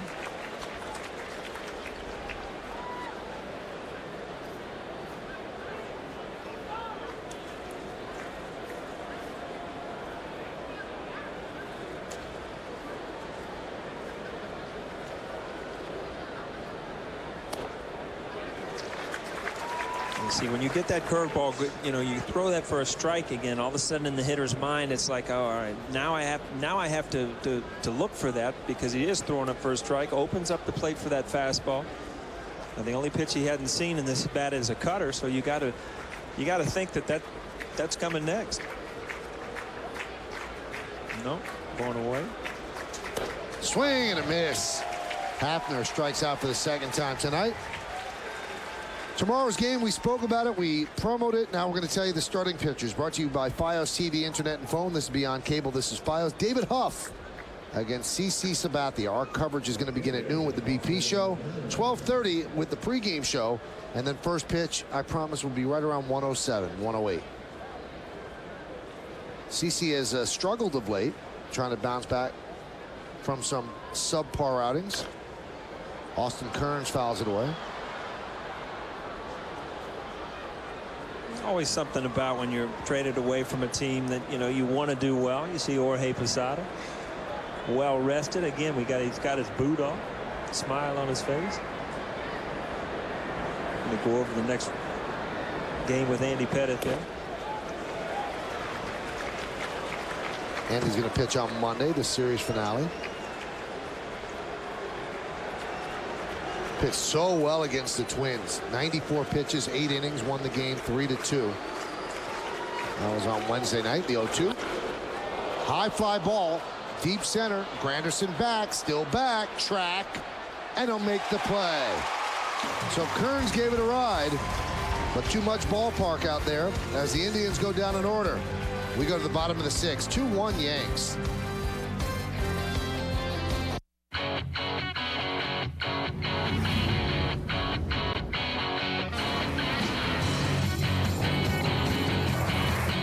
The new 2010 Range Rover Sport, powered by intelligence.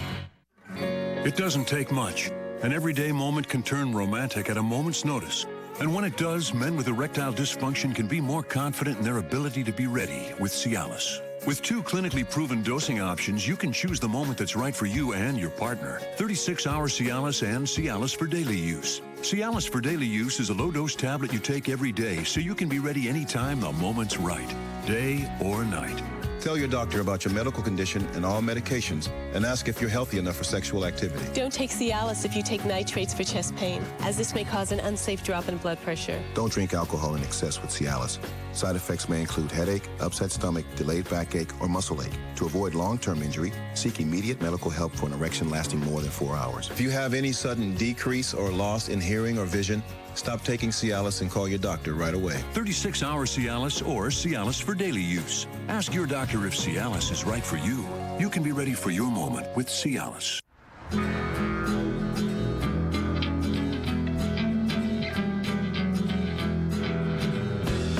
The new 2010 Land Rover LR4. Sunday on an all-new WB Mason presents the Joe Girardi Show. The injury bug has bitten the Yankees, and Joe discusses changes to the lineup as well as possible return dates for those on the DL. Plus, the skipper talks about upcoming battles with the Birds as the Yankees face the Orioles and Blue Jays. It's an all-new Joe Girardi Show, Sunday at 5. Only on Yes. Teixeira leads off, takes a pitch low, 1-0. So the Yankees are up 2-1 from the bottom of the 6th. Yankees have had trouble scoring runs of late, and if you look at the bottom of the order today, it's kind of half an order. Count 2-0. Kind of puts pressure, guys up top to get it done. This time, Nick Swisher, the only offense for the Yankees, a 2-run home run out the right field foul pole in the 2nd, and that's held up so far.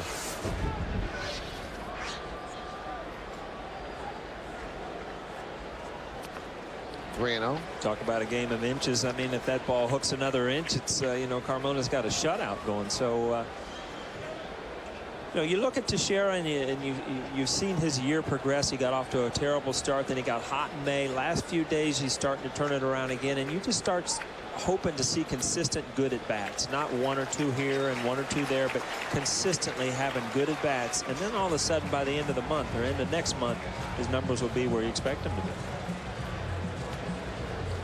Yeah, this is funny. When you look back at this play, and in your everyday center field, especially in his home park, you see him looking for that wall there.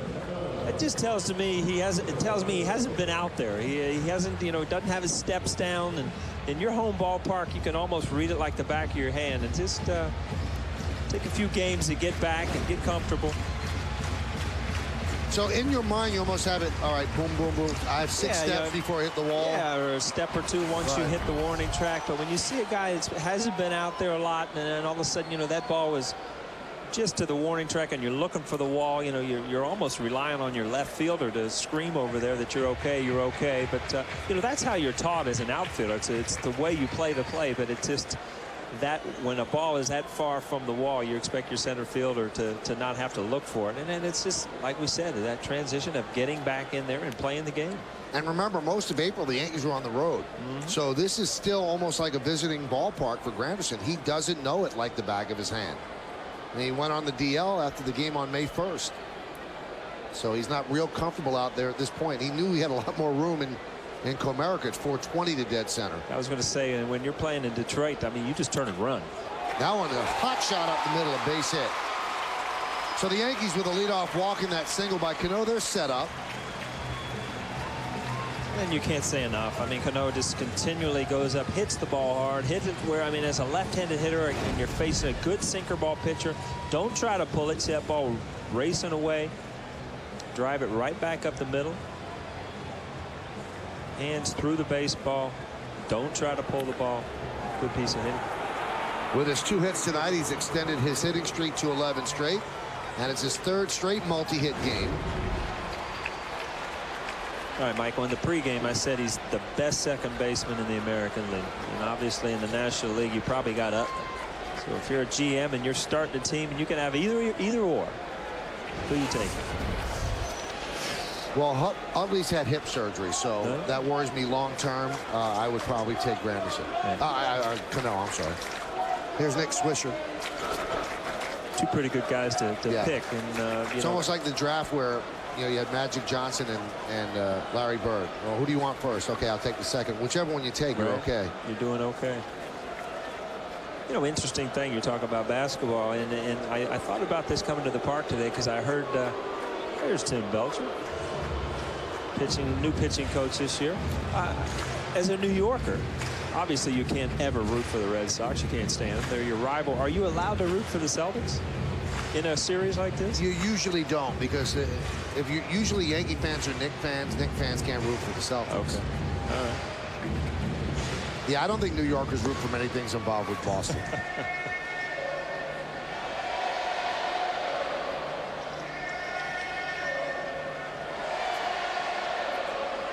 Now, entering tonight, the Yankees had scored 15 total runs over the last 6 games. And they did not have more than 4 in any of those games. So it's been a struggle scoring runs. And Tim Belcher's trying to cut this off right here.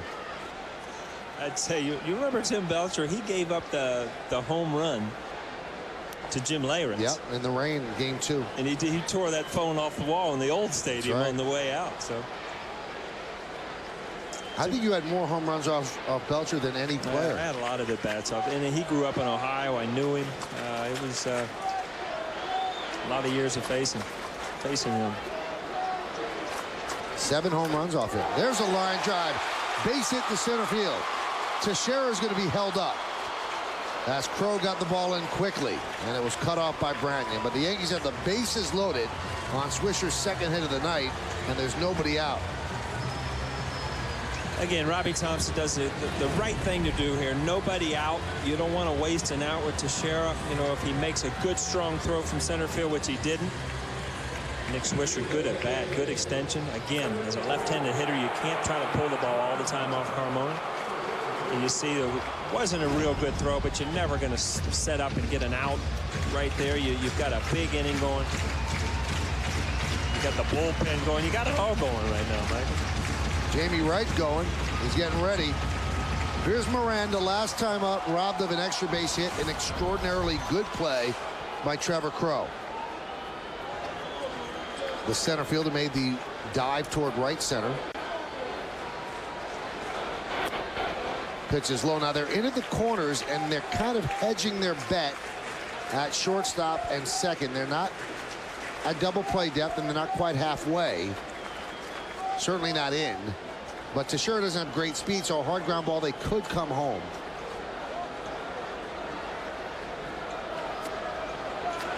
And the count 2-0. Now there is obviously no place to put Juan Miranda. You know, you're looking for a ground ball here. You'll give a run up to get a double play, obviously, but you know, right now the weight on the shoulders of Carmona is to keep the ball on the ground in the infield and hope that they hit it at somebody.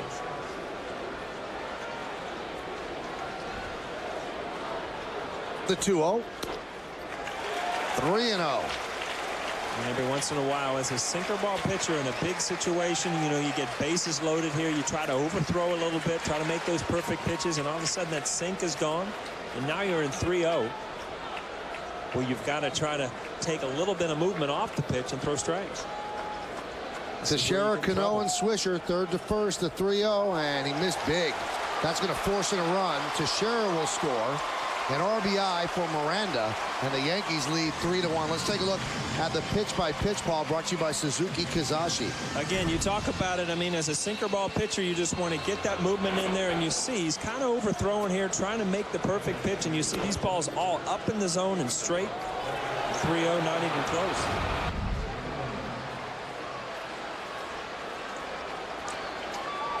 Another trip to the phone for Belcher. He's going to tell Manny Acta if Wright is ready. Only 90 pitches for Carmona. He should not be gassed at this point. Here's Gardner.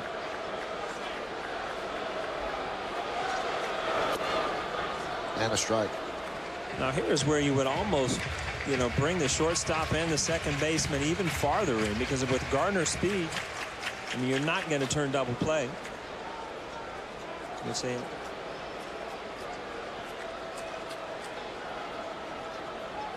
See, Carmona pitches all the way first base side of the rubber.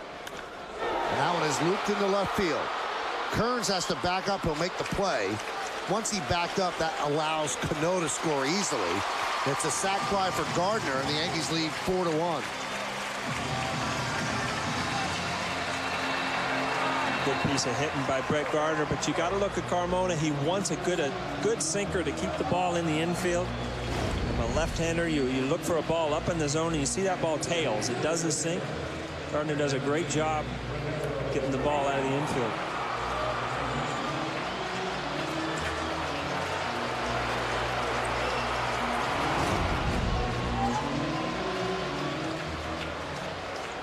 So first and second with one out now as Gardner picks up his 15th run batted in.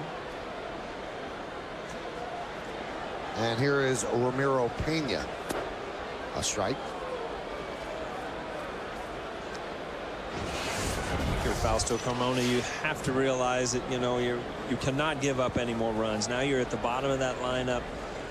Chances are your team scraped for one run. They're not going to have a big inning, and you're looking at the Yankee bullpen coming up here in the next couple innings. So you got to try to, do some damage control here with good movement there, and just hope that something happens to get you back in the game.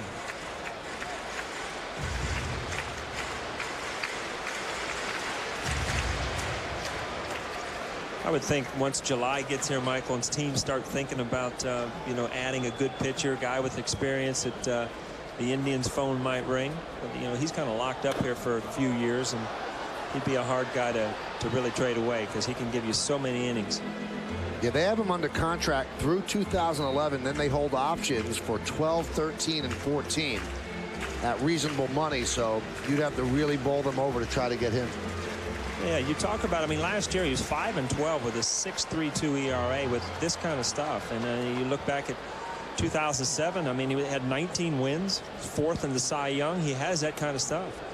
Oh, there's a tough pitch right there. If you're him, you need.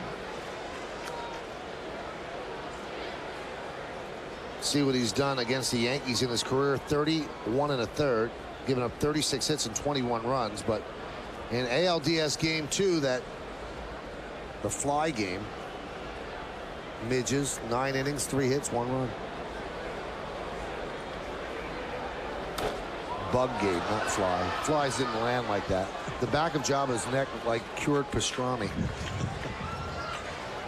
He's going more for the poppy seed roll. Yeah, maybe cured pastrami on a poppy seed roll. And there's a bug right there on the window in front of Jabba. Right by his sideburn.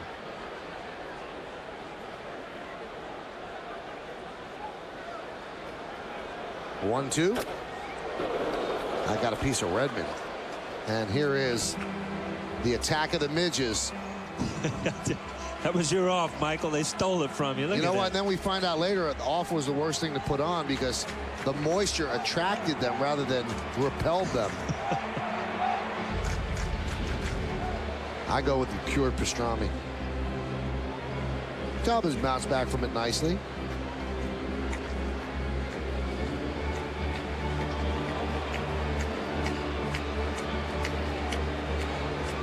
Joe Torre to this day says that's one of his regrets as a Yankee manager. He should have pulled his team off the field because the Midges did eventually move out.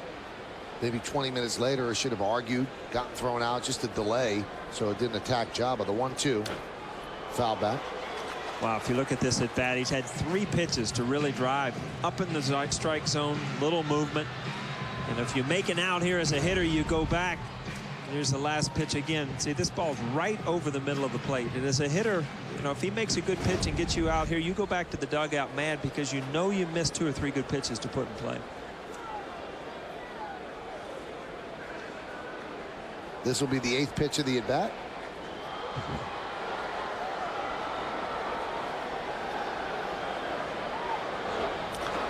Another foul ball. That was a 100th pitch for Carmona.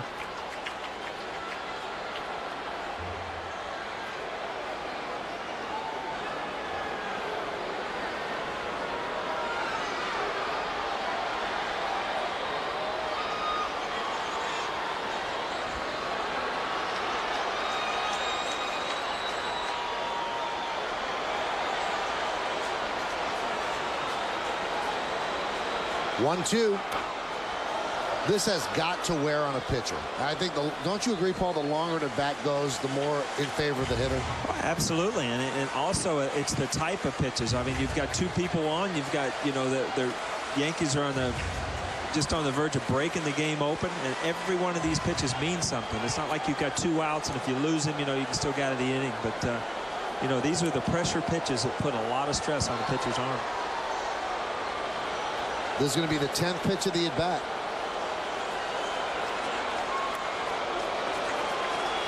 Two and two. And we saw Tim Belcher on the phone over there. You see him there, and you can just get this, you know, the feeling that Carmona is starting to labor a little bit. You know, he's kind of overthrowing some pitches. He's kind of lost control of the sinker. And it's not the amount of pitches, it's just, you know, the stress of this inning of having so many people on base. And he wins the battle. He went off speed, and Pena swings and misses for the second out. This copyrighted telecast is presented by authority of the New York Yankees and may not be reproduced or retransmitted in any form. And the accounts and descriptions of this game may not be disseminated without the express written consent of the New York Yankees. Doing a wave here at the stadium. It's a pretty good wave, huh? Very coordinated.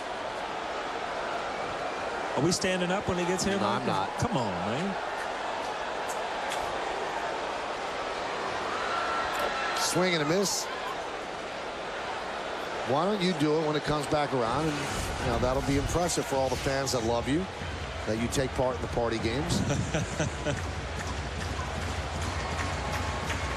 You know, Michael, how often do you get to do the wave at Yankee Stadium? All right, here it comes, Paul. It's going to be here in about 5 seconds. All right, we're at left field foul pole, coming around third. Heading for home. Waved home by Robbie Thompson. This is your shot, Paul. Come on, Michael, let's go. Still coming. No, it's petering out. It's not getting here. It quit before it got here. It quit right before it got. Very sad. No, it's just under us and you didn't even stand up.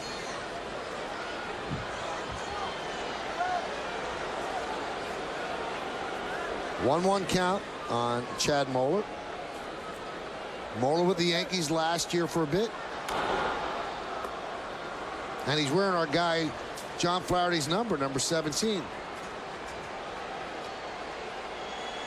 Which Flash wore so proudly as a Yankee. I heard Flash on the telecast here. Flash knows a lot about this game, you know that? Yes, he does. That's why you get the feeling like, man, this guy knows a lot about this game. Catchers are smart. Yeah. They just have to think about a lot of things, you know? Grounded to third. They'll go the short way. They get the force, and that will do it. But the Yankees get 2 more runs on 2 hits and 2 men left. We go to the 7th here at the stadium. It's 4-1 Yankees. The 2009 New York Yankees are world champions. Come out to Yankee Stadium to see the 27-time world champion New York Yankees in action. Bring a group of your friends, family members, or business associates out to Yankee Stadium and enjoy Yankees baseball in a private game day suite or in one of our great group locations. Visit Yankees.com, call 646-977-8900, or visit suites@yankees.com. In 2010, come home to Yankee Stadium, the home of champions. How do you top the achievements of the past?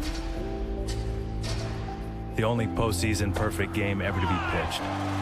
The 3 home runs blasted on one October night. And that 27th championship in the new house. It might not be easy, but in the Bronx, history tends to repeat itself. Demand greatness in every sip and every season. Johnny Walker, proud sponsor of the New York Yankees. Performance. Is it speed, power, or is it something more comprehensive? The Lexus GS350 outperforms the European competition in not only horsepower, but also in powertrain warranty and 0 to 60 time. So if you're considering a performance car, you may instead want to consider an outperformance car.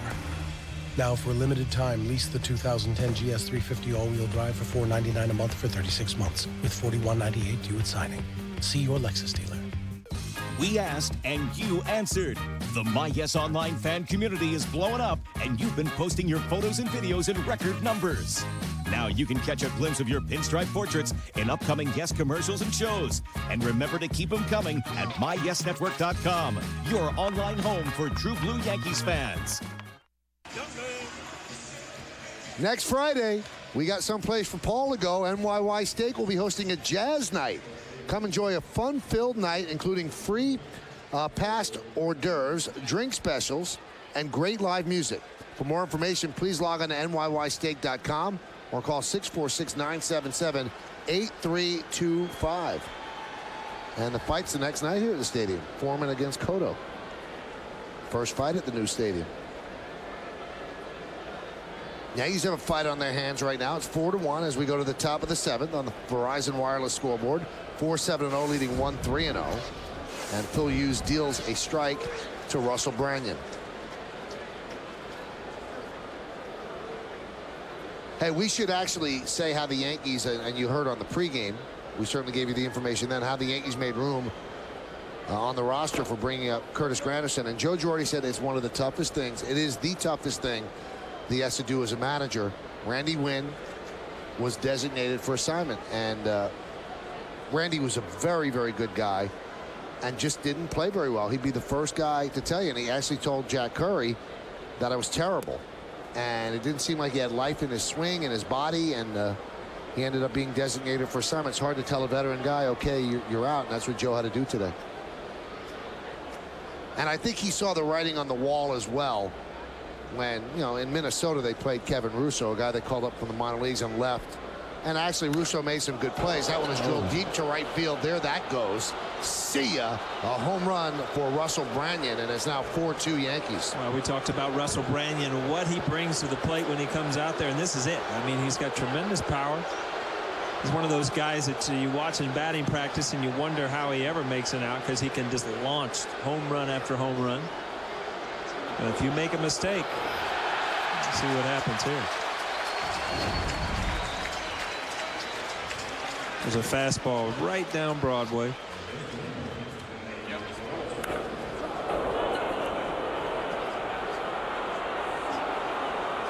Well, that got out in a hurry. His 5th home run of the year, and you see it in Yesmo.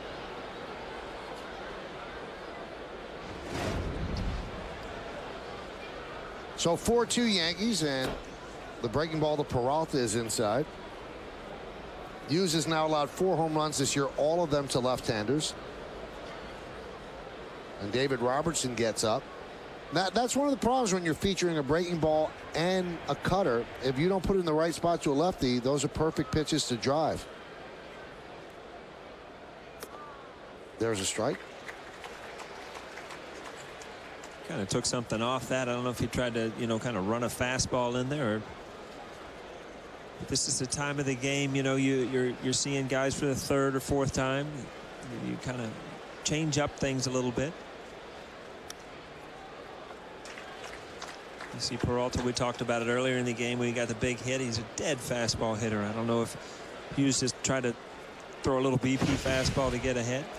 And now he's gotten that 2-strike count where he needs to get back to that cutter or that curveball.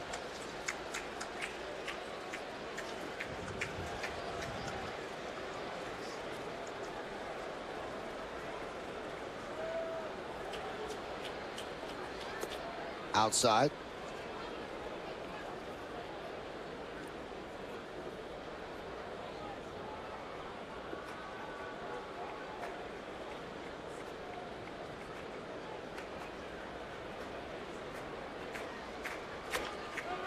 Punched out toward first base. Teixeira fields nicely, and there's one away here in the 7th.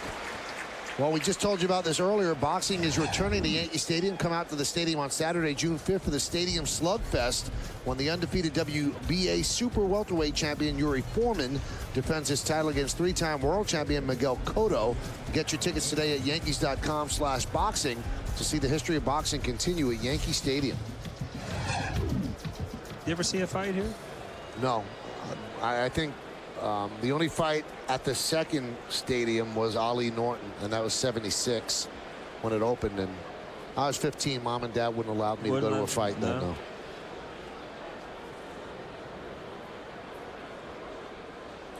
Pitch to Valbuena is low. That put out by Teixeira, his 6th of the game tonight.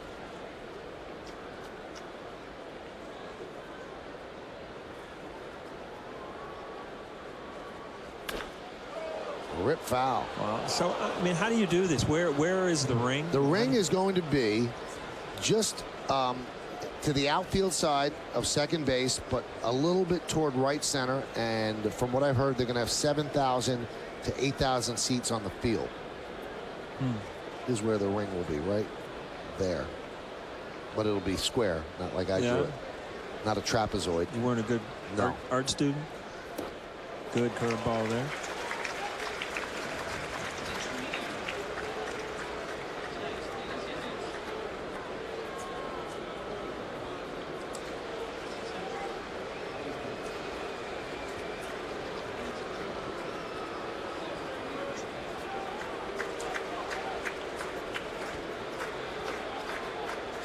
Swing and a miss. Valbuena says I foul tipped the ball. And the home plate umpire, Kerwin Downey, said, no, you didn't. I guess it's what he thinks is more important. Let's see if it's close on Yesmo. How is he trying to sell that? It's worth a try, right? Wow. Talk about hitters not seeing the ball well, not hitting the ball well, but when you're talking about fouling the ball off, you missed by a foot. That's bad, right?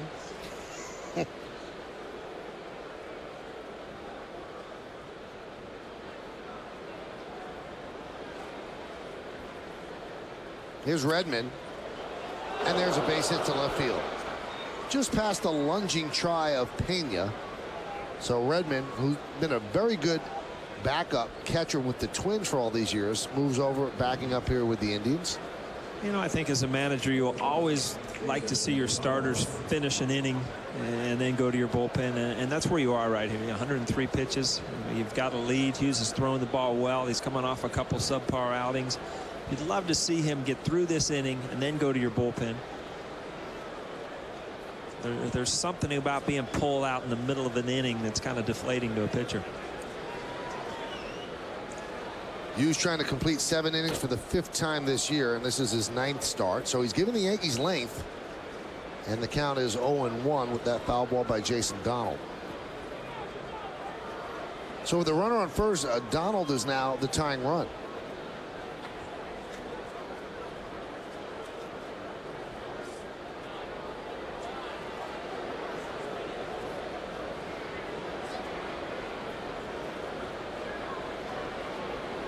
The 0-1. 0-2. Crowd of 44,634 here at Yankee Stadium on this Friday evening.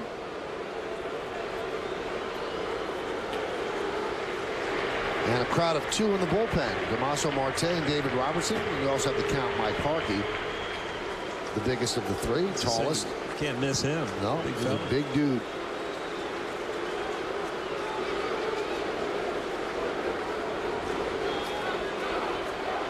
Time called.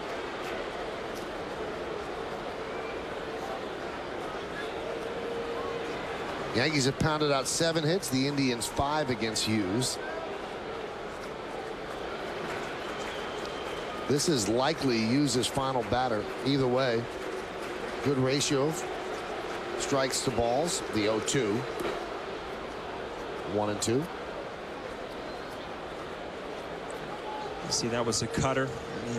You still got 2 pitches. You don't really want to back up things as a cutter, but to a right-handed hitter. But now you've got the 4-seam fastball you can use, or you can go to that slow curveball.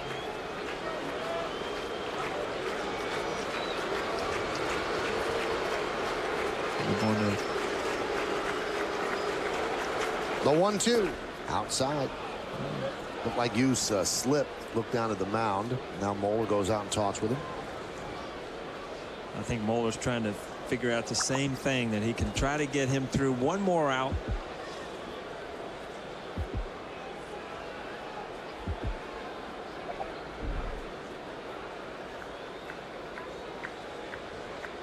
Famous top hat logo of the Yankees.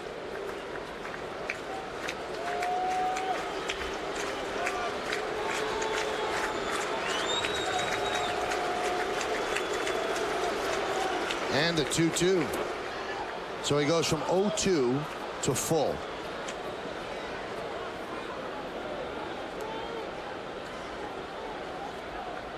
Crow is on deck.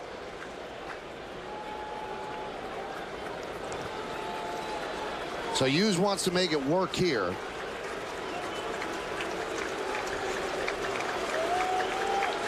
Redmond will go for him first. 2 outs. Runner goes. Grounded and stabbed there by Teixeira. Going to be a tough play, and they get him. They just get the hustling Donald for the final out of the 7th. Nice play by Teixeira. But the Indians score a run on 2 hits, no errors, and 1 man left. Could have been worse, but Teixeira makes this play and this toss, and it was very, very close. And you'll see Hughes' toe is beaten by Donald's, and C.B. Buckner missed that call. Donald was safe, but you're not going to miss God Bless America here at the stadium.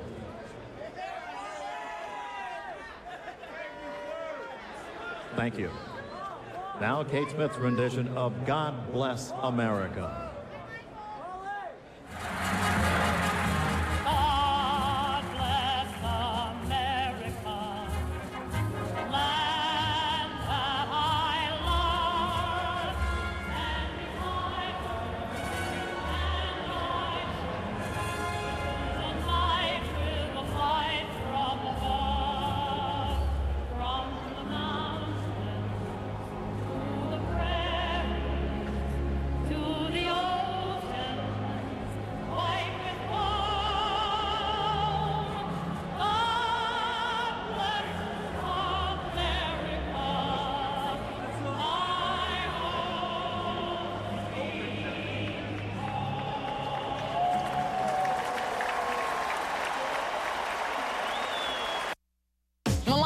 Mercury quality that Honda and Toyota can't beat. Fuel economy Accord and Camry can't touch. And now get the Mercury Milan with Sun and Sync package for only $209 a month. You've got to put Mercury on your list. We were born to see the world in 3 dimensions, and the new Panasonic Viera Full HD 3D TV is the ultimate 3D experience.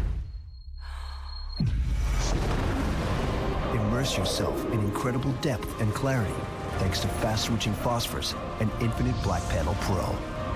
Panasonic Plasma is the difference. With 3D this lifelike, can we still call it a TV? Need baseball answers and not a bunch of links? Call in a pinch hitter. Text your baseball questions to 542-542 and get a fast expert answer. And look for the KGB trivia question coming up in the postgame. For answers, not links, text your questions to 542-542. The 2010 Lincoln MKZ, with more standard luxury than Cadillac or BMW. Now get no charge maintenance when you lease the all-wheel drive Lincoln MKZ for only $399 a month. Learn more at TriStateLM.com. Hi, everyone. Bob Lorenz with your Tri-State Ford update. Here's something you may not know. Going into tonight, Kansas City led the majors as a team in hitting with a .278 average. Well, the Red Sox are well aware of it. Fenway tonight already tied at 5 in the 4th inning, and that's Yuniesky Betancourt with the bases loaded off Tim Wakefield. Into the first row of monster seats, that chases Wakefield, who lasted just 3 2/3, gave up 12 hits, 9 runs. Kyle Davies only lasted 5 innings. No pitcher's duel there. 9-5 KC, top of the 7th. Thank you, Bob. We'll hear from Bob a little bit later on the post-game show with Jack Curry. As we go to the bottom of the 7th here, Matty Acta makes a call to the bullpen, brought to you by AT&T Rethink Possible. So that's going to do it for Fausto Carmona. And Tony Sipp comes on in relief, one of 3 left-handers in the Indians bullpen. And boy, great numbers. 1.40 ERA in 21 games, 20 strikeouts in 19 1/3. I'm sure he'd like to cut down the walks, and 9 hits. So his whip is about 1, which is very good. Good whip for Sipp.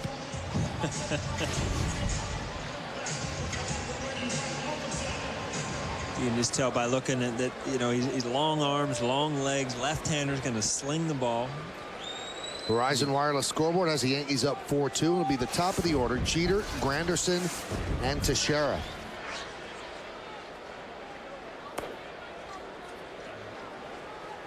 Kind of a funky delivery, almost like a buggy whip.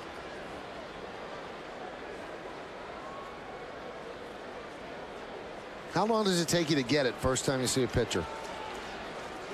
You know, trick pitchers, it takes a while, but you know, the guys that are right over the top, usually, you know, it's the same, but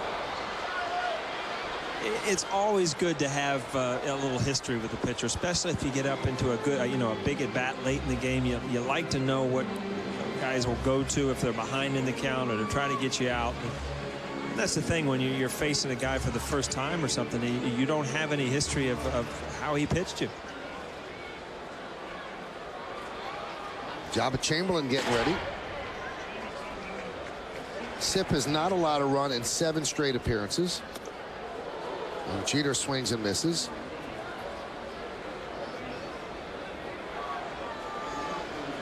Talking to himself a bit. You don't see Jeet go out of the zone very often. You see that pitch out of the strike zone. It's usually when you're not swinging the bat well, you know, you got to go back and ask yourself, you know, are you swinging at strikes? And that's the biggest thing for any hitter, even as good as Derek Jeter is swing at strikes.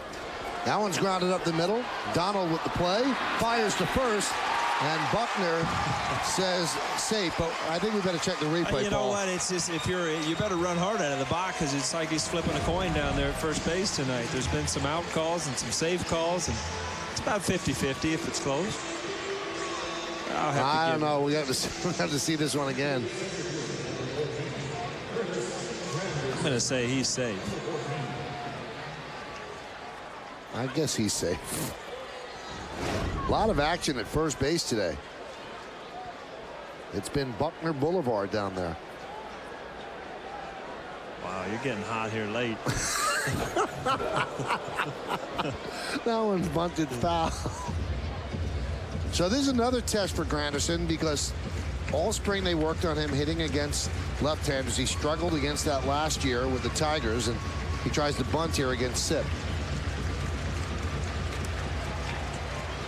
And the biggest thing is the hardest thing to do is to go out and hit left-handers when people are saying you can't hit left-handers, because every single at bat you go up there, you want to put everything to work.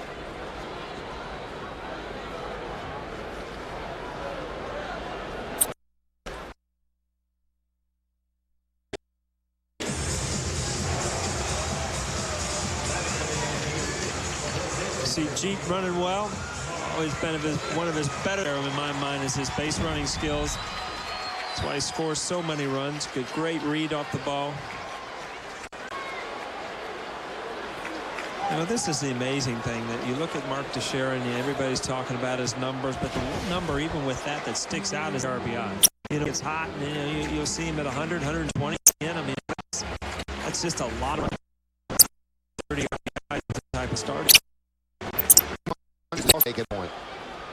It pitches high and the infield's in. You know, it's funny type of hitter you are. Because, you know, Mark hits 30 home runs and drives. Right. But, you know, if you're base hits are capable of game, that's when you get in trouble.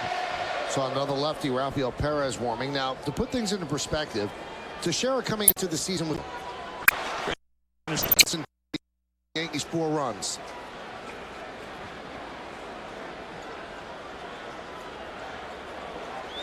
Tough situation for the Indians to be in. I mean, you're already trailing by a couple runs. You might as well bring him in because you know bust this game wide open.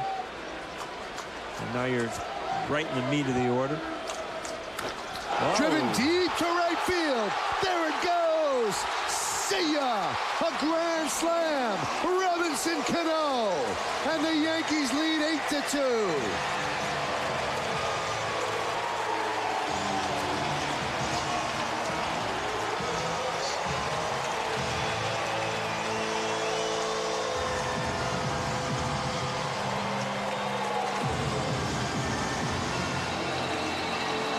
Big night for Cano. 3 hits, 3 runs scored, 4 runs batted in. His 3rd career grand slam. Absolutely put on a hitting clinic tonight. Last time up, a sinker up the middle. Right there, he gets a fastball inside and absolutely crushes it.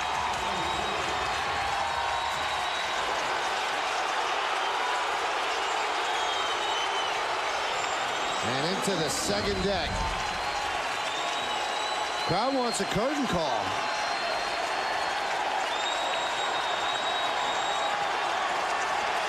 Is Robbie going to give it to him?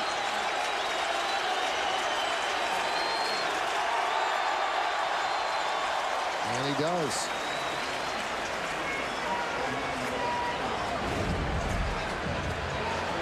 That's Cano's first home run in 95 at-bats. And he really crushed it. Wow. May 2nd, the last time he went yard. 10th home run of the year. And that clips Nick Swisher.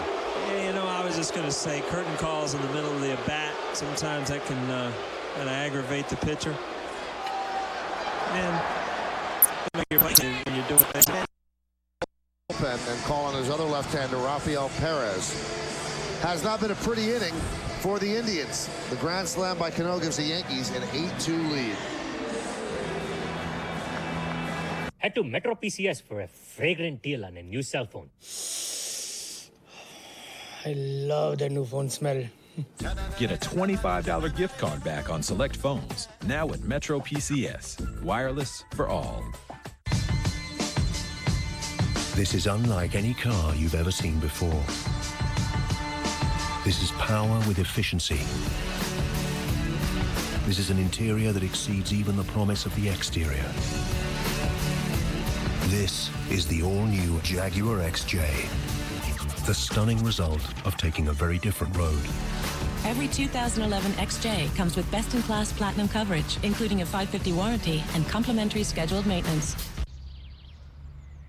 Hey, how you doing? Hey. Great game last night, huh? Oh, yeah. Total domination. Unbelievable. Forget about it. Hey, fellas. This is Tom. This is the first day. I'm wicked psyched to be here. You guys ready to rent some cars?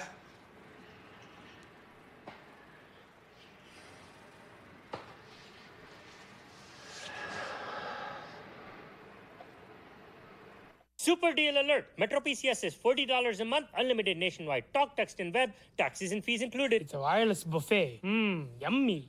Get unlimited nationwide talk, text, and web for $40 a month. Period. Metro PCS. Wireless for all. Yankees Baseball on Yes is brought to you in part by Heineken. Give yourself a good name. By Panasonic Vieira. With 3D this lifelike, can we still call it a TV? And by Avis, the official rental car company of the New York Yankees. Michael, I want to give you some numbers there. We're talking about Mark Teixeira, how, you know, it's early in the year and he's got so much time to make up. Now I'm going to talk about Tony Sipp, who we were just bragging about. He comes into this game with a 1.4 ERA. Gives up a grand slam. His ERA goes up to 3.72, and he's still responsible for a guy on first base. So, you know, you talk about numbers and how quick they can change. I'll vote for Cano. We want me to vote for. I'll start best second base, but let's just give him that one. You know what? That was our second segment today, and you said you think not only is the best second baseman in the American League, but you said he's one of the top 10 players in baseball right now. The way he's performing, I would stand by that. I mean, he does so many things. I think his defense, because of his offense, is so good that his defense gets overlooked. He's defensively unbelievable. So here's Rafael Perez, runner on first, as Paul mentioned, is Sipp's responsibility.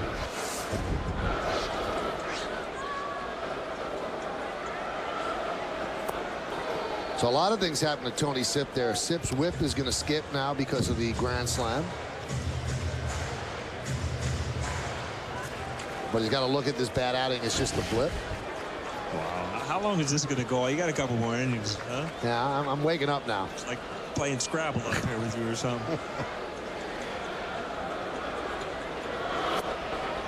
Count 0-2.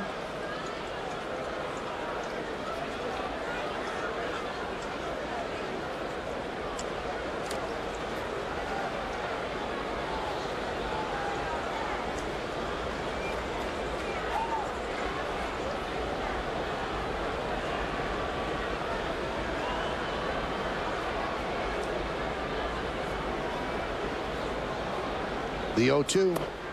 Outside 1-2. Now here's a guy to me that could end up somewhere else. I mean, you've got some other young lefties that are showing promise. Perez a few years ago was one of the better left-handed, lefty-lefty matchups out of the bullpen. This is a guy that could really help a team that's, short in the bullpen when lefties later in the year.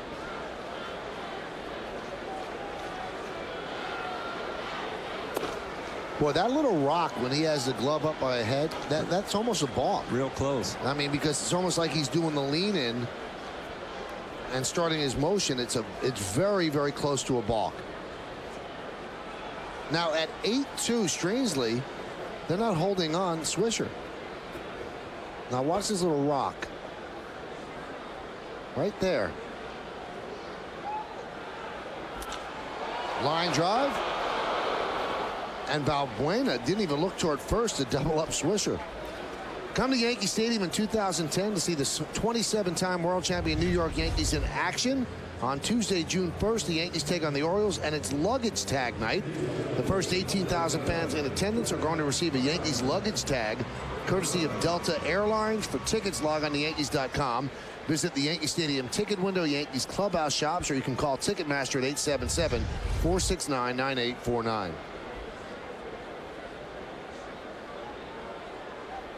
You can talk. You know that? You get a lot of words in. You know that? Huh? You do it all day. Then you come straight here. You don't even take a break.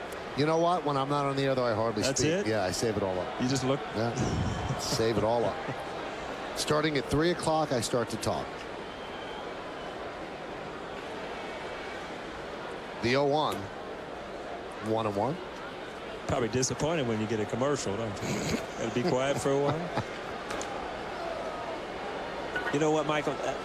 I was at the last playoff game. I took my son up to see the last Cavaliers playoff game. And you just had the feeling of downtown. You saw Jacobs Field, or what it used to be, and what it is now. And now, with LeBron James and that, I mean, that city is just going to close down. And it just, I mean, what do you think? Where's he going? I have a feeling he's going to the Knicks. The 1-1. I just feel that if he's going to leave Cleveland, that would be the place that he'd want to go. He'd want to go to the biggest stage. And they have not won a championship in a long time.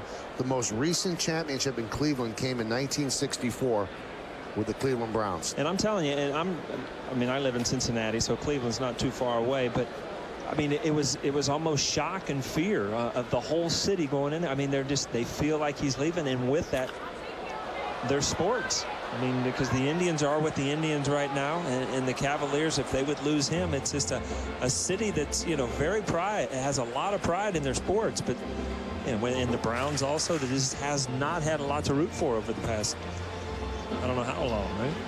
Well, I mean, if LeBron leaves, they're going to have to really just depend on the dynamic personality of Eric Mangini, the head coach of the Browns. There you go. Well,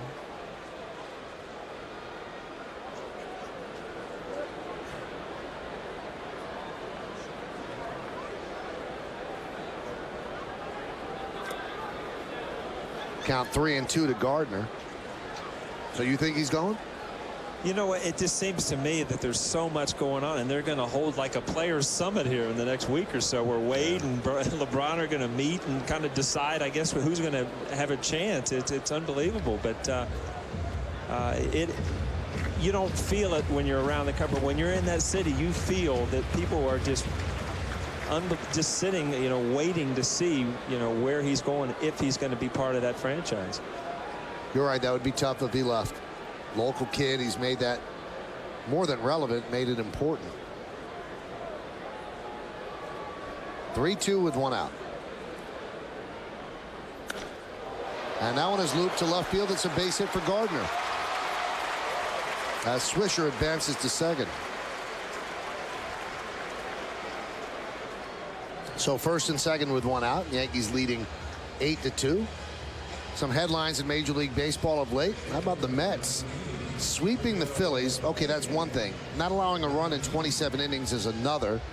Jacoby Ellsbury's been on the DL, then came off. His ribs were still bothering him. They put him back on the DL. Can't wait for the debut of Steven Strasburg with the Nationals. That's going to be in early June. And Joe West, Mark Burley, and Ozzie Guillen were all fined about that balk argument. And I think that Steven Strasburg tomorrow is pitching in Scranton at the Yankees AAA affiliate. So that should be fun. Heard a lot about him. I mean, he might be the next Nolan Ryan. Who knows? But, boy, the reports have surely been high on him. Yeah, has Joe West been in the news way too much for an umpire? Huh? It would seem to be. How about this? You'll love this. He has his own publicist. Oh, okay. Huh? Is that to get the CD out, or is his calls on the field? Well, the publicist is to publicize his CD. But he says when he has the interview, if you interview me, I'll talk about anything. Major League Baseball is not thrilled because they had told him after his comments regarding the Yankees and the Red Sox at the beginning of the year, okay, keep it low. That's not for an umpire to do publicly. Right. The 2-0. Grounded to third. They step on the bag one. Over to first. It's a double play. But the Yankees get themselves 4 runs. How do they do it? This one swing. A grand slam for Robinson Cano. And he doesn't even have a publicist. But the Yankees have an 8-2 lead. Time to add a little fun to your life? A little adventure. A little get-to-know-the-family-again time. See what Massachusetts can do for you. For great deals and endless ideas for your next getaway, visit massvacation.com. Dish Network claims they have the same TV as DirecTV. Come on, when it comes to sports, it's not even close. Regardless of what they tell you, Dish Network refuses to carry MLB Network, Yes Network, MLB Extra Innings, and that's just baseball. So don't be fooled by Dish. Hands down, DirecTV has the most sports programming and exclusive packages you just can't get on cable or Dish Network. When you compare, DirecTV wins every time. You wouldn't send a kid with a garden hose to put out a 5-alarm fire. So when you get hit by bed bugs, stop kidding around. Call Bell Environmental, the experts you can trust. Roscoe, our bed bug sniffing dog, will find the problem, and our instant freeze will fix it. Bell Environmental treats your home or office without harmful chemicals or damage to your belongings. Safe and thorough. That's Bell Environmental, the professionals you can trust. Oh, hi. Can you match this? Sure. Fern green. If I wanted an accent wall. Fern green. Okay, what about the trim? Fern green. Fern green. Oh. Anyone can scan a color, but our color experts have the knowledge, expertise, and over 3,300 Benjamin Moore colors to take your project beyond your wildest dreams. For color and so much more, go to a Benjamin Moore store. For a free 2-ounce color sample, log on to benjaminmoore.com/regional. Yankees Baseball on Yes is brought to you in part by J&R Music and Computer World, and by Ford, the official truck of the New York Yankees. Well, Robinson Cano, Paul, is going to start to want to hit in the cleanup spot. First career cleanup hitting assignment for Cano. And he has 3 hits, and he has 4 RBIs, and he has 3 runs scored. Not a bad night. See that lineup card? Robinson Cano in the 4-hole. He's going to tell Alex, maybe, you know, you can bat 5th off, or, you know, take another night. Bat 3rd, set the table for me. New pitcher for the Yankees. It's going to be Sergio Mitre. So Phil Hughes goes 7, and he's poised to pick up his 6th win if the Yankees could get 6 more outs. Yankees lead 8-2. 11 hits for the Yanks. So the top of the order for the Indians. And here's Trevor Crowe. Now with Chad Godin, they might try to use Mitre more as a late inning guy. You see his numbers, he's done fine so far. Because they keep getting bad news about Alfredo Aceves, who had his 2nd epidural.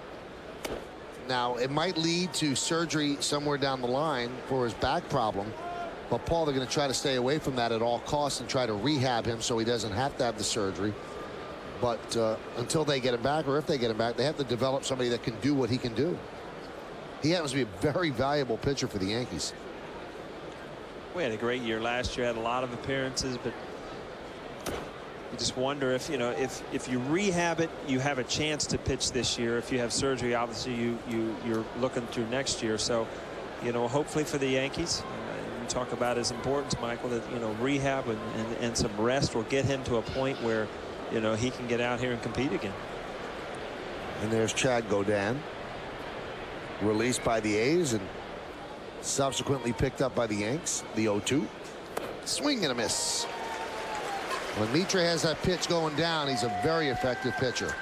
Well, tonight and throughout the Yankee season on Yes, we're asking you to vote along with us for the Chevy Player of the Game. Text your vote to 58772 or vote online at yesnetwork.com. Tonight's candidates are Robinson, Cano, and everybody else. Vote now and make your voice heard. Standard text messaging rates apply. It's going to be an easy vote tonight. I would think so. No? No knock on you, Swisher and Teixeira, but it's kind of been about Cano tonight. He's ready. He's poised, that kid. He's thinking to himself, I'm running out of time. I need that foul ball here soon. As a kid, when you went to Reds games, did you ever catch a foul ball? No. Me neither. You All know the what? Yankee games on, never once. I got one autograph, though, and then I found out years later that wasn't even real. I was crying because I was just the little guy, and then all my brothers were. My dad went down and mocked a Roberto Clemente autograph and handed it to me, and I thought, this is great. I got Roberto Clemente's autograph. I find out years later that my dad wrote it. So wow. But you stopped crying. Yeah, I did. So mission accomplished. That's right. Got a hot dog and an autograph. It was great. That one is driven to center field. Kind of a circuitous route for Granderson, but he hauls it in. Well, you know what? We've got awards to give out, Paul. And one, the voting is already in. The Land Rover drive of the game. Why get a car when you can own a Land Rover? The drive of the game. I mean, a grand slam. It's, I don't care how long you've been in the major leagues. It's still a thrill to hit a grand slam. And Robinson Cano, first night in the cleanup spot. Curtain call just to top it off. You get to drive that home, that little Land Rover? I know I don't. No? Here's Travis Hafner, 0 for 2 with a walk. Now Cano, we said this is his first start ever in the cleanup spot, so he has now completed the cycle. He has hit in every single spot in the lineup in his career. Really? Mm-hmm. It's a new trivia question. Use it tonight. The 0-1. You saw a lot of the Indians hitters come up this inning, taking kind of feeling out Mitre to see if, one might get away. So, when you have a lead like this, you want to get in and out. And Michael, you talked about it. You got in late last night. Good to get a win, get out of here, and look forward to a day game tomorrow. Now, I wonder, Paul, do you retaliate if you think the other guy was right? You know what I mean? Like, the Yankees knew that what Cano did was not the right time to do it. So maybe they thought that Sip did the right thing. Well, you figure out why. And again, it wasn't Robbie's thing. I mean, the fans, you feel bad as a player when the fans get up. It was just the timing of it all was in the middle of a pitch. And, the pitcher probably looked over and saw a smile and a hat. That one is lined into center field. Cano looks at Granderson hauling it in, and the Indians go down in order 1, 2, 3, and we go to the bottom of the 8th. 8-2 Yankees. This part is warthog tusk. This part, solid titanium. There are only 49 others like it in the entire world. It's damaged steel, the same kind they use in sword making. It reproduces frequencies only dogs can hear. There are excuses for spending money on luxury. And then there are reasons. Test drive any 5-star crash safety rated Acura at the Driven by Reason sales event. Take advantage of attractive offers on the 2010 Acura TSX for well-qualified customers.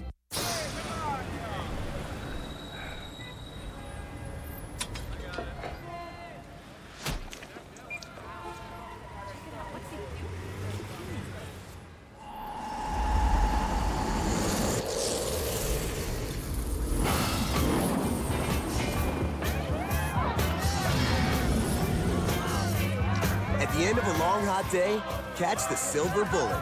Frost-brewed Coors Light, the world's most refreshing beer. Nissan's National TED event is going on now. We've made them capable and award-winning, dependable and inspiring. And now, we've made them easier to get, like Nissan Altima, $199 per month. Plus, get up to an additional $1,000 bonus cash on select models through May 31st only. Get to a Nissan dealer now. TED event bonus cash absolutely ends May 31st. Nothing goes better with baseball than a fresh cup of coffee. Enjoy Green Mountain K-Cup coffee, brewed fresh every cup and delivered by W.B. Mason. For a great cup of coffee, who but W.B. Mason? Sunday night at 8 o'clock, catch the interview that's making headlines as Mike Tyson sits down for GMC Presents Center Stage with Michael Kay. In an unfiltered and emotional one-on-one for former champ bears his soul from his days into the ring, his marriage, his legal troubles, and beyond. It's a Center Stage you cannot miss. Sunday night at 8 o'clock, only on Yes. You watch that and you will not be yawning. I'm telling you, he was unbelievable. Yeah. You should try to catch that on Sunday night. Will. Because I know you'll be in early because you have a day game on Monday. That's right. Got to get your rest.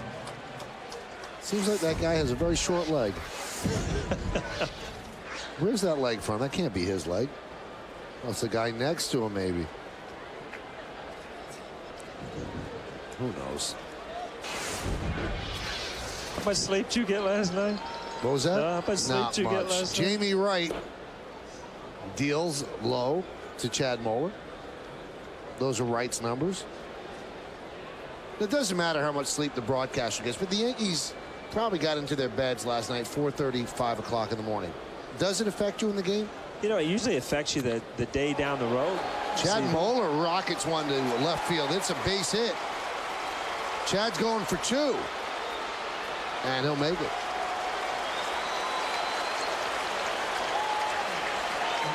Another good swing by Moeller, but he keeps this one fair. He missed a home run earlier in the game, just missed the foul pole. Laces this one down the line. You see guys get a kind of a spot start as a manager, even as a player that knows how hard it is to come in and not play every day, and you see guys get a hit when they get that start. You're kind of thrilled for them. But back to your point, Michael, I think it does show up, and all of a sudden now you've got 3 day games in a row, and you know your body will get its rest when it has its chance. But you know, sometimes these starting games and these travel, you know, put you in a situation where you know your routine gets all messed up because you don't get in bed.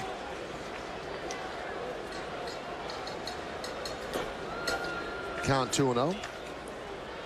Jeter with 2 hits tonight, his 20th multi-hit game of the year.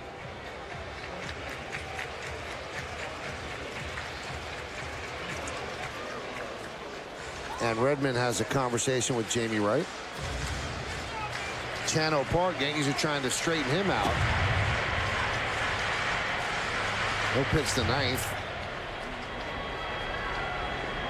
He pitched yesterday against the Twins. Game the Yankees lost 8-2. This one they lead 8-2.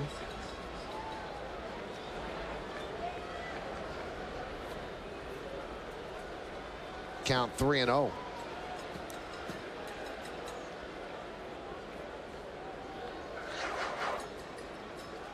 Oakland beat Detroit 5-4. Toronto continues to play good baseball, although the Orioles really struggling. Tampa loses, so the Yankees could pick up a game, and Boston is losing. Yankees could gain on everybody except Toronto, and they're in front of Toronto anyway. Must be grand slam night. Didn't I hear that Wakefield gave up a grand slam tonight? And it changed the game there. Kind of broke the game open here. I mean, you look at the scoreboard now, it's kind of a blowout, but pretty well pitched game for the first 5 or 6 innings. Yankees hold on. They could, or they will move to 3.5 games back of the Rays. And Jeter works a walk. So runners on first and second, nobody out.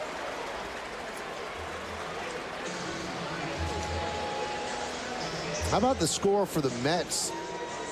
Yohan Santana's on the mound, Paul, and they're in the 7th inning. And it's scoreless with the Brewers, and they still haven't given up a run on top of the 27 in a row against the Phillies. You know, it's funny to see the kind of the resurgence of the Mets, and all of a sudden you're gonna get that competition again. I mean, the Yankees have been good over the past years, where the Mets have kind of, you know, faltered at the end. But you know, if you get both those teams playing well, you know, you get that competition between the fans, and it kind of spills over into the players. You know, you kind of realize what the other side of town's doing. Kevin Russo pinch runs for Jeter as they give him the rest of the night off, and the Mets have had 33 straight innings of scoreless ball. Here's Granderson. Breaking ball strike. Russo got a boost with Granderson coming back. the Yankees could have easily have sent Russo down to the minors and just kept Randy Winn, but they designated Winn for assignment and they kept Russo. And that one plunks Granderson to load the bases. Now Russo, since coming up, has certainly done a nice job. Against the Mets, he got a big hit driving the 2 runs. Yankees won that game 2-1. And that game he also had his first big league hit. Made a nice play at Target Field. And Joe Girardi said, we went this route because we like the versatility. Russo got another hit in Minnesota. Is an infielder by trade and playing a nice outfield as well. You know, it's funny, and sometimes it can even be, you know, just the personality, that how he fits in with the team, and people root for you. And Joe Girardi's in that boat where he has a decision to make, and he just felt that Russo fit in better. You got a guy that wants to continue to grind to get his opportunity in the major leagues, where Winn might be on his way out. Who knows? But you know, he'll probably catch on somewhere. But just right now at this time, Russo was a better fit. 0-1 to Teixeira. And boy, Wright is really struggling out there. He plunks Granderson to load the bases. If you think about it, there's one guy who slept real well last night. That was Russo. When he heard he wasn't going to be sent down. He didn't sleep that well because he didn't know about it till today. So he probably tossed and turned. He'll sleep well tonight. The 1-1. Check swing, and he did not go, said Dana Demuth.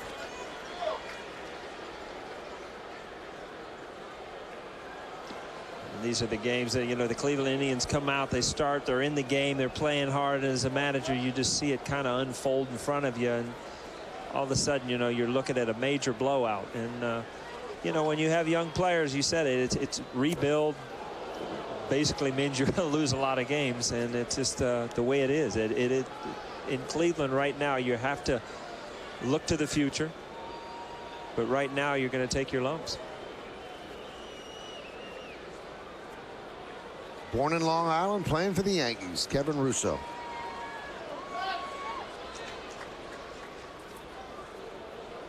And that one is blocked by Redmond. Got a piece of his bare hand, and now the count is full. One of those hometown stories like you, Michael. Born in the Bronx, go to Fordham, announcer for the Yankees. Huh? But Russo moved to Colorado when he was 3. Keep ruining my stories, man. Although today you're an honorary Fordhamite. Do you know that? Is that it? Because Jack Curry's from Fordham, Ryan Ruocco's from Fordham, I'm from Fordham, and now you are a Fordham guy. Boy, they got Redmond all over the place. He's still shaking it off.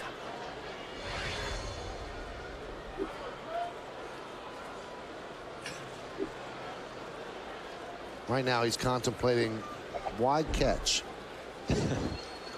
Why did I do that? And that's what they're doing. They're giving him time just to shake it off. He is really hurting. And now they finally come out with the trainer and Manny Acta. It only took him about 20, 25, 30 seconds to realize that he was really hurt.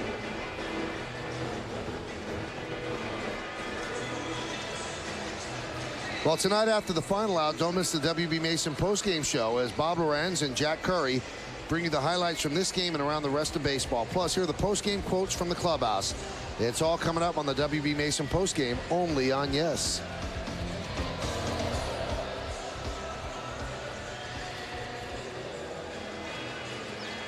Redmond still walking it off.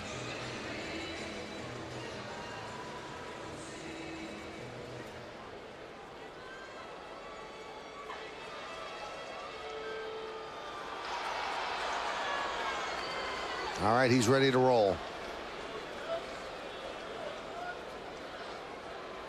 The 3-2. Right back to right. There's one. And there's two. He was almost too deliberate going home. But the 1-2-3 double play. That's it. You just saw the most frustrating play as a hitter you could possibly make. Bases loaded. You get nothing out of it but a double play. Just kind of on a pitch down and away. Trying to do a little bit too much with it. You don't care about the score at that point. You know, you're as a hitter with bases loaded, you want to take that opportunity to get used to having good bats, and in situations where you have an opportunity to drive in runs. And lately, you know, Mark Teixeira hasn't been able to do that. And he's been such an unbelievable run producer in his whole career. Here's Cano. How about this for stat? Unless he gets another at bat tonight, doesn't look like he will. Mark Teixeira has now gone 10 games without an RBI. I mean, this is a great run producer. 10 games without an RBI. Coming into this game, he hadn't driven in any of the 17 runners from scoring position over his last 10 games.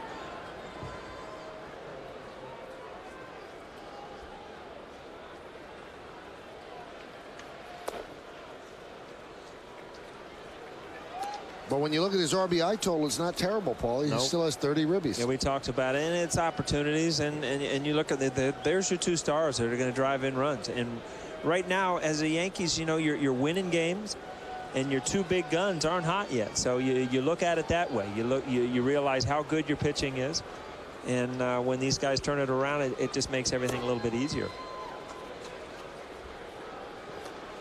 You know, you catch the baseball, you make the plays. And then you get in a series like this where you're pretty much overmatching another team, and you take advantage of it, and you win every single game that you have an opportunity to win. 3-0, and Cano walks, so his great night continues. Been on base 4 times, 3 hits, a walk, grounded out to second once, has 4 RBIs and 3 runs scored. Yankees have the bases loaded again, this time for Nick Swisher.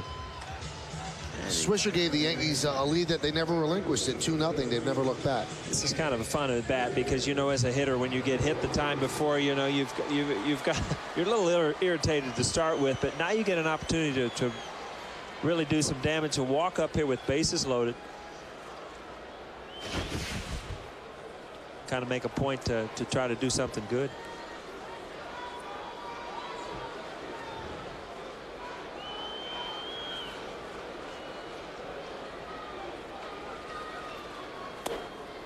And a strike.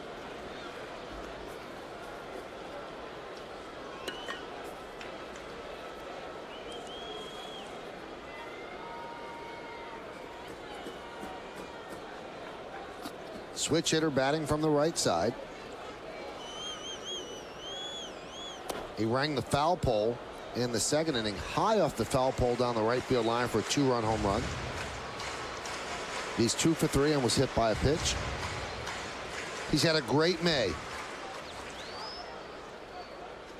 Hitting over 340 with 7 home runs in May.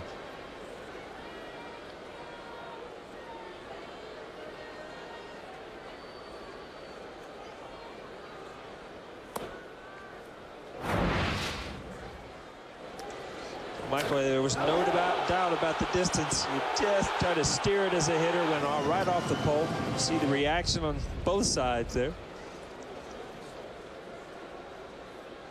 You see that little mark on his bat. That's probably where that home run came off of.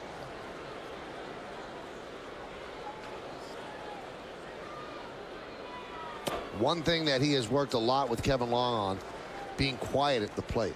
And he's done it very well this month for sure. And you see why he's successful right now. You know, you're 0-2, and you have a tendency as a hitter to try to get in that panic mode and just put the ball in play. And he's taken 2 good pitches. Now you're back in the count, 2-2. And you feel like you're controlling the bat again. The 2-2. He swings and misses at an off-speed pitch, and that will do it. So Wright really flirts with trouble but doesn't allow a run. The bases remain loaded. We go to the 9th. Yankees leading 8-2. An elite commando unit was sent to prison for a crime they didn't commit. These men promptly escaped. Today, they survive as soldiers for hire. This is beyond nuts, boss. It gets better. If you have a problem, You look like you got a real bad attitude. maybe you can hire the A-Team. Hands up! You making my van! I'm gonna kill you, fool! You can't park there. It's a handicap zone. Rated PG-13. I'm 1, I'm 2, I'm 3 times all into you. Inside my heart it still beats. I'm 4, I'm 5, I'm 6 at the best of times. But in Inside my heart, it still beats. Bum, bum. Engineered so well, it's been named one of Car and Driver's 10 best more times than any other car.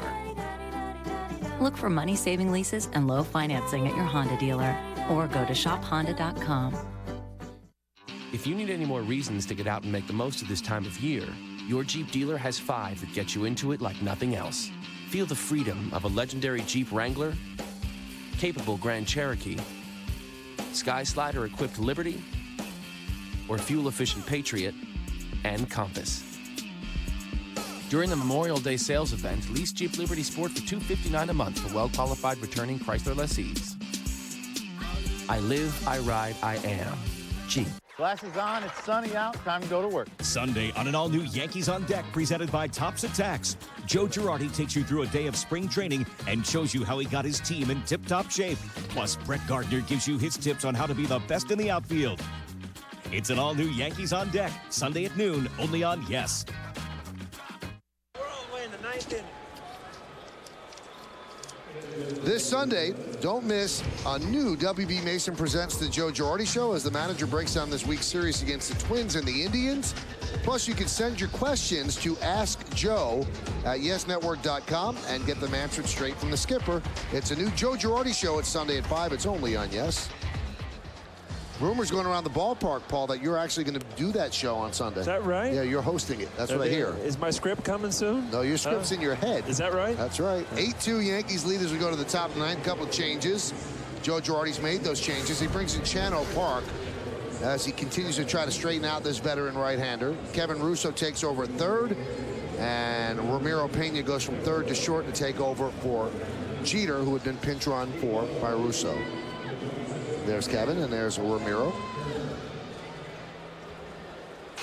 Now you see Park's numbers not that good. 8.71, 10 1/3, 17 hits. That's just way too many. And with the injury to Aceves, Paul, they need to straighten this guy out, who was very good for the Phillies last year. Well, you know, I turned on the Phillies game last year in the playoffs in LA, and, you know, he was throwing 96, 97 miles an hour, and I thought, wow, this guy is, you know, he's found this little niche from a starter back into the bullpen, and, you know, he hasn't touched the radar gun there, and, you know, he can be overpowering. Now, last year with the Phillies, 50 innings out of the bullpen, 2.52. This year, 20% of that, an 8.71 ERA. He's allowed 5 home runs. Last year didn't allow 1, pitching in that ballpark in Philadelphia. Well, I can't emphasize it enough, but I think pitchers take it for granted when they're in their National League. I mean, they're different lineups. I mean, this is an offensive league where you don't, you know, you can't look on the on-deck circle and know that you have an out. And you know, you come over and all of a sudden you get beat up a little bit, and you figure it out. And especially a veteran pitcher, you figure it out how to start getting people out again in a different league.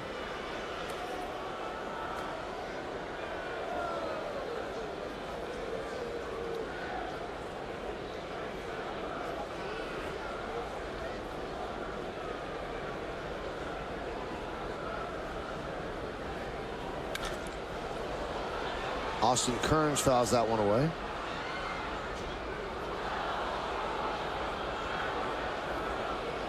Paul, how about your Reds? Are they for real? You know what? It's funny because I don't know if they know if they're for real, but the city is starting to get that vibe that, you know, it's been a while, since 1990 that they've, you know, won a World Series or even been in the playoffs. So it's always exciting for any city when their team is involved, and they've got some good young talent. And they're in a division kind of like, you know, the American League West or something. You see Cincinnati going at it again, giving them the Houston Astros a beating. Well, the last time they won a World Series, you were on that team. So once they traded you, it was the curse of the O'Neill. Is that what it is? Yep. They figured they should have won a few more. That's why they got rid of him. Instead, they gave the Yankees 4 World Championships. And as nice a guy as Roberto Kelly was, it didn't work out for Roberto with the Reds. I just got a text from my daughter. They're on their way to get ice cream. Is there any Daddy, need, should I get you some? Yeah, any need to tell you that? The 2-2, swing and a miss. There's the overpowering fastball. It's 93, but it had some late life. You talk about it, Michael. I mean, he started the count off with an off-speed pitch, and right here you see the fastball. It's by Kearns up in the zone.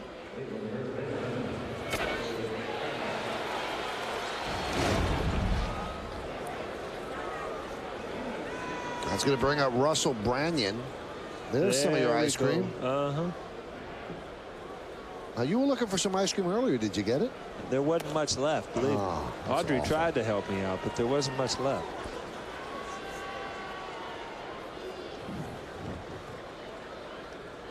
You really didn't come to play food-wise today. You ordered 3 meals. You only ate 2. You gave the other one away. I kept doing them in stages. I didn't get them all done. A little late delivery tonight in the game, you know. You did. You fit in 2 slices. You had 5 chocolate chip cookies. Couple slices. You know, it's funny. You never hear that since you have a piece of pizza. Here you have a slice. You know. I heard another word today. Manhattan. Isn't it Manhattan? Is it? Everybody says Manhattan here. Say it fast. Manhattan. Oh, is that it? Yeah, you're in a rush to get through that word too. That's what people do in Manhattan.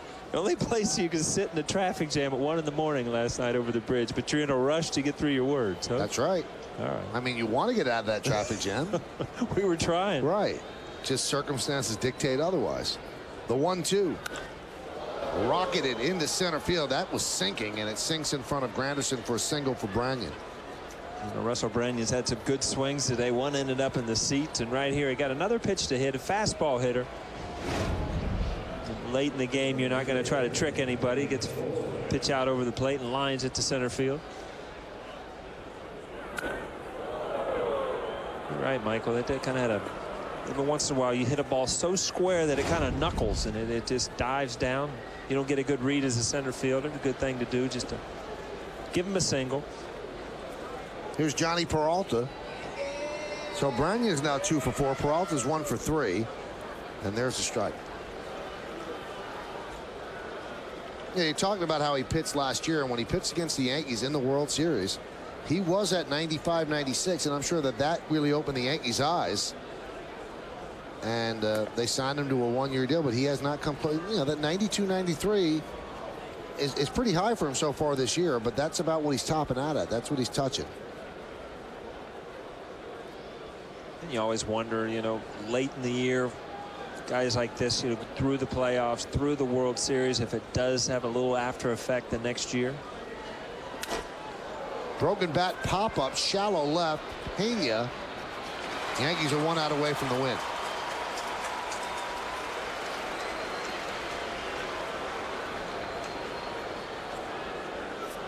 So Branyan stays put at first, and that leaves it to Luis Valbuena.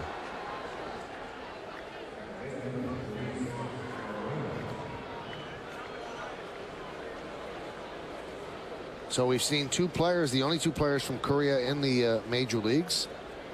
Shin, South Korea, Shin Soo-Choo, and Chan-Ho Park.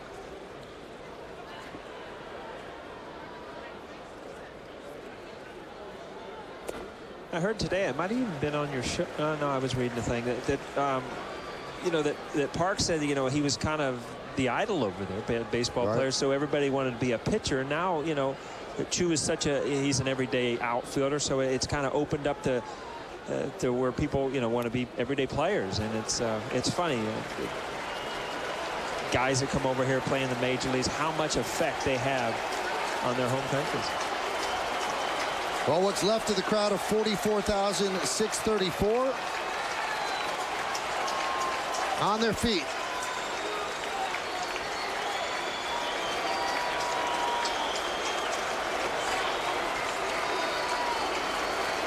And the 0-2.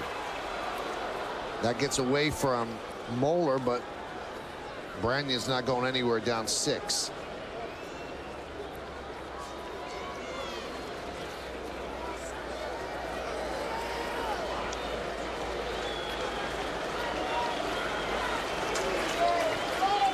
Is that Butch Davis? Yeah. Former Browns coach. And former national champion with Miami. I think that was a ring he had on.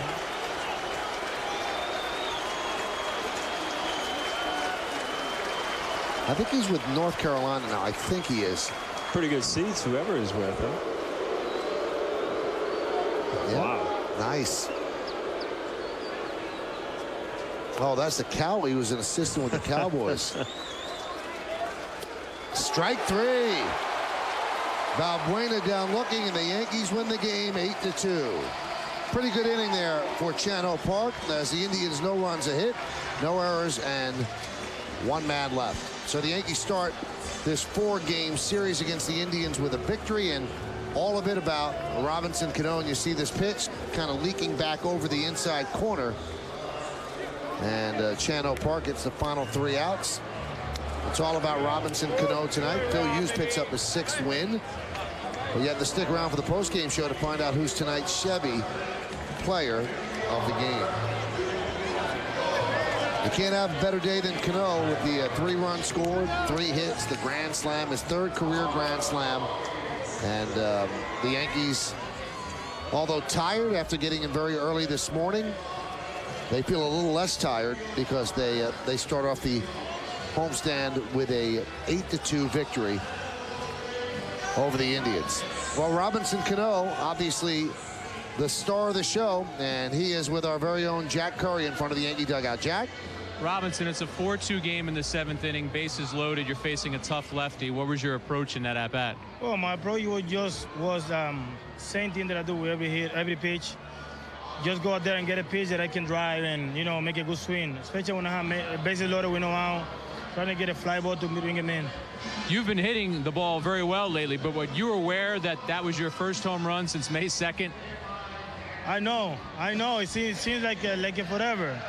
You know, but, you know, good thing that I was getting my hits and get on base for my teammates. And now you hit cleanup for the first time in your career tonight. You hit a grand slam. You get 2 other hits. So you're going to ask Alex if he wants to switch places with you? No chance, you know. You know, he's the guy that got to be there. You know, I just was there because, you know, he deserved the day off today. And, you know, it's a great feeling, you know, clean up the first time and get a grand slam. Thanks a lot, Robbie. Michael, send it back to you. Thank you, Jack, and thank you, Robinson, as well. So a big night for Robinson Cano, and the Yankees win this one 8-2. We got some things to do. We got some awards to give out, and then, of course, the postgame show with Bob Lorenz and Jack Curry. All coming up. Yankees win this one 8-2.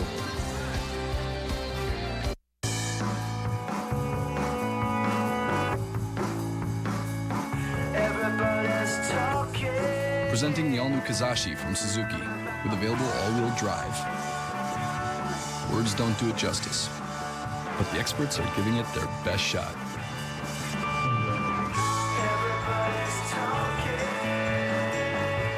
Buy any Suzuki model now and get free gas for the whole summer. The before, the expectation, the B vitamins and carbs to ignite. The during, the collision, the power, the original Gatorade. The after, the gratitude, the protein to recover. Introducing the G Series from Gatorade. Prime, perform, recover. Class, pass your test forward. See what happens when kids go to school with the flu? They can easily pass their germs to everyone in the classroom. To keep them healthy, make sure kids get the seasonal flu vaccine right now and novel H1N1 vaccine when it's available. If they're sick, keep them home and teach them to wash their hands often or use hand sanitizer to reduce the spread of germs. A message from your state and local health departments to know what to do about the flu. Oh no! The movers are here! And we're not ready. But where's the 3rd mover? Ben-Hur Movers give you free binding estimates for hassle-free moving on big and small jobs. Insured careful packing. Crating. Local and long distance. 24 hours a day. 7 days a week. Bye, Ben-Hur. This is the French Open on cable. And this is the French Open experience. Compliments of DirecTV. Enjoy 6 matches on one television screen. Yours. With interactive schedules and results at the push of a button. Plus, watch highlights on demand whenever you want. All this in high definition. For tennis fans, it's a match made in heaven. The French Open Experience. Coverage begins Sunday, May 23rd on DirecTV.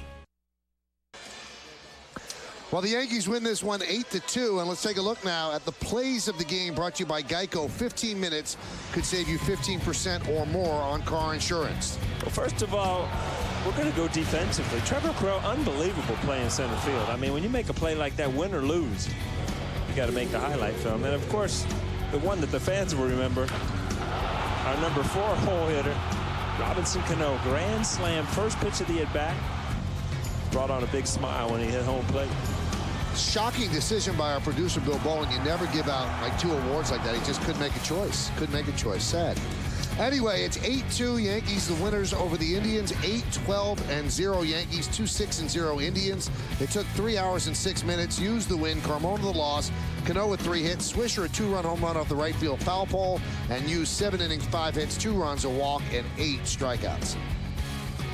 Coming up on the Yes Network, stay tuned for the WB Mason postgame show with Bob Lorenz and Jack Curry. Special thanks to senior producer Bill Bolin, coordinating director John Moore, vice president of operations Ed Delaney, our supervising producer Woody Fryman, and the executive producer of the Yes Network is Mr. John J. Filippelli. Hey, join us again Saturday for Yankees baseball as the Bombers take on the Indians from Yankee Stadium in the Bronx. Our coverage begins at noon right here on the Yes Network. Once again, the final score here from the Bronx, the New York Yankees 8 and the Cleveland Indians 2. We'll be back from the booth with some final thoughts in just a moment, but for now, let's go to Bob Lorenz standing by in our Yes Network studios. All right, Michael, thank you, and welcome to the WB Mason Yankees postgame. Great way to start this wraparound Memorial Day weekend series against the Indians with an 8-2 victory tonight. Obviously, Robinson Cano leading the 12-hit attack for the Yankees with his grand slam 3-hit night, but also chipping in Phil Hughes, who connected in his own way, I guess you might say, by virtue of the fact that he was coming off a rough outing against the Mets at Citi Field, but turned that around tonight in a very solid start against the Cleveland Indians. Now, he hit the ground absolutely running. First 5 batters he faced, there they went, all going down on strikeouts. He would strike out 8 overall. Now, Hughes working into the 7th inning, gave him 7 strong, 109 pitches, allowed just 5 hits and 2 runs. The 5th time this year that Hughes has gone 7 innings or longer in a game, and he got a ton of help from Mark Teixeira on the night as well. Tech's very busy over at first as Hughes allows just the 5 hits and 2 runs, struck out 8 along the way, and he improves his record to 6-1 with an ERA of 2.70. Well, let's get to our Chevy player of the game, as voted on by you, the fans. Was Hughes in the mix? Yeah, but the honor goes to Robinson Cano. In his first ever game hitting cleanup because Alex Rodriguez had the night off, Cano went 3 for 4 with a grand slam. It was his 10th home run of the year and his first since May 2nd. He also has 34 runs batted in. Now, tonight's KGB question, and it focuses on some prolific hitters associated with Cleveland.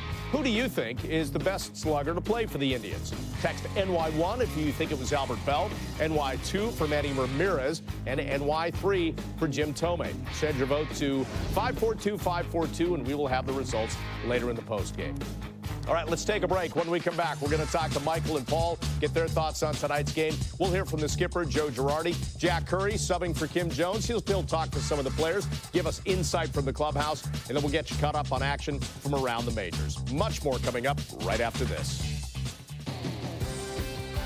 The Yankees postgame show on Yes is presented by WB Mason. For office supplies at amazingly low prices, who but WB Mason?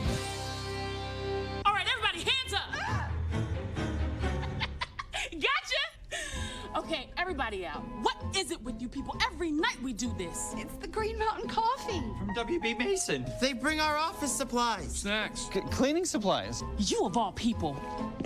Let's go.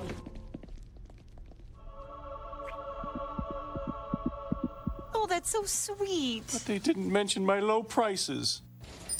Who but WB Mason? If you want to get ahead in life, you need an edge. You have to be able to perform.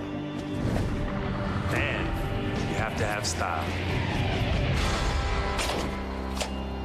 Yeah, to get ahead, you need an edge. And I got it with this cool panoramic Vista roof. Right now, get a new all-wheel drive Ford Edge SEL for $259 a month. Just $259 a month. Unbelievable. I've never seen anything like it. Only at your Tri-State Ford dealer. Hey, how you doing? Hey. Great game last night, huh? Oh, yeah. Total domination. Unbelievable. Forget about it. Hey, fellas. This is Tom. This is the first day. I'm wicked psyched to be here. You guys ready to rent some cars?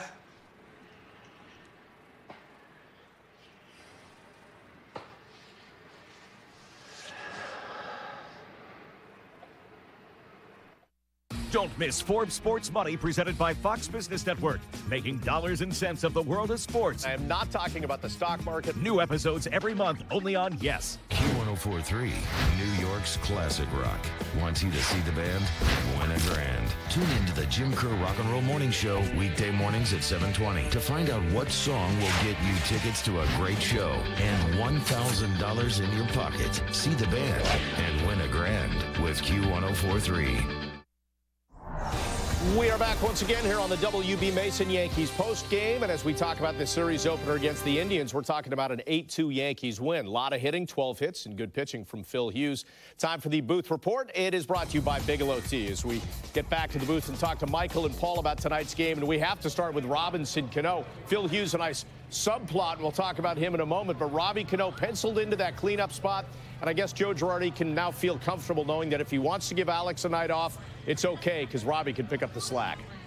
You know, Robinson Cano has long been somebody that the Yankees thought could hit right smack dab in the middle of the lineup. But, you know, for the next 8 years, he's probably not going to hit third or fourth because you've got Mark Teixeira and Alex Rodriguez there. But he's got that sort of talent, Paul, that he could hit in that spot. He could hit in the number 3 hole easily as well. We talked about it in the pregame. I mean, he really does not have any holes as a hitter. He'll hit the ball to left field. He'll hit the ball up the middle.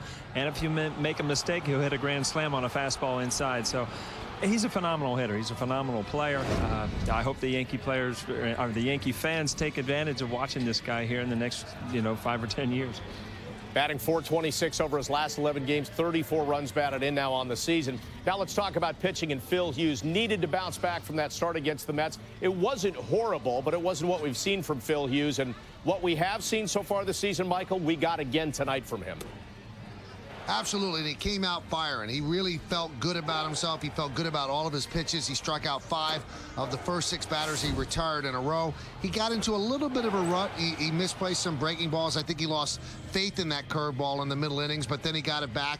Under the insistence of Chad Moeller, I thought he did a nice job over 7 innings. He did a great job, and if you look the way he started the game, it was almost like the way he threw out of the bullpen last year. He was dominating, and it was with 3 pitches. You're right. All of a sudden, it became, he lost his curveball for an inning. He lost it.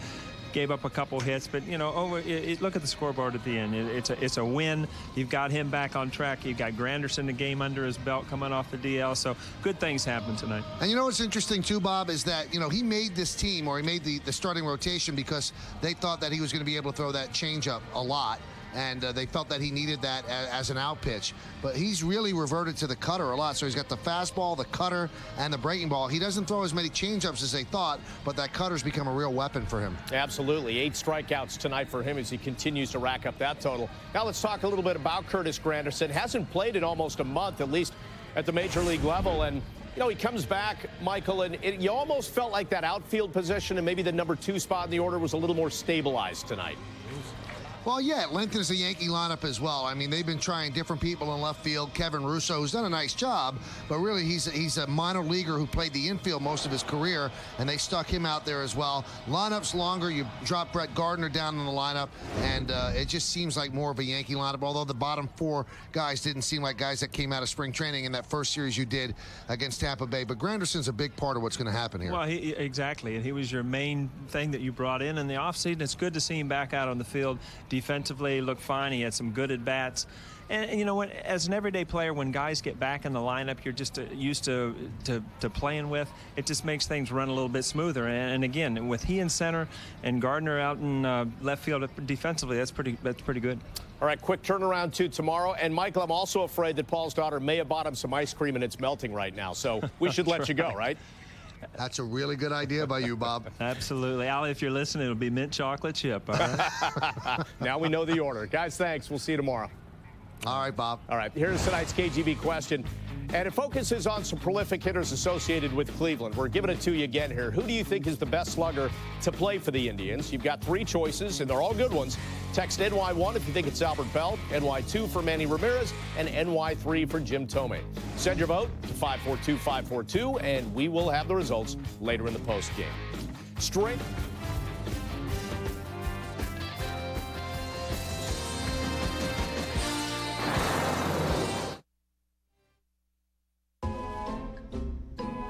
Oh, hi, Alice.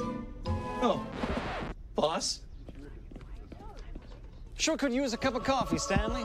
And something hot, sweet for Alice. He likes her. Really? We've got lots of Green Mountain flavors from WB Mason. The same guys we get our cleaning and office supplies from. I love how you clean. Oh, it's janitors in love. Inflated gas bag.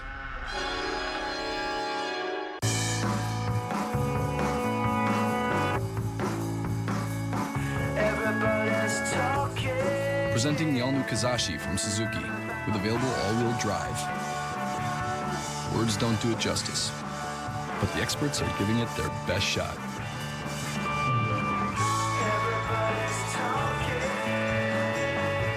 Buy any Suzuki model now and get free gas for the whole summer. At Quicken Loans, we're obsessed with finding a better way For you to get a home loan. Right now, we've got great offers like this. The rate on a 30-year fixed-rate mortgage is near 4.99%. APR 5.187%. By calling Quicken Loans today and refinancing at these low rates, you may be able to keep more money in your pocket each month. Don't miss what could be a once-in-a-lifetime opportunity to refinance with Quicken Loans. And that's why I love being a home loan expert. KGB is a better way to answer any question. To prove it, Paul will browse the web. And Mike will text KGB. The question, what's I surrender in Japanese? What? Hakeyoi!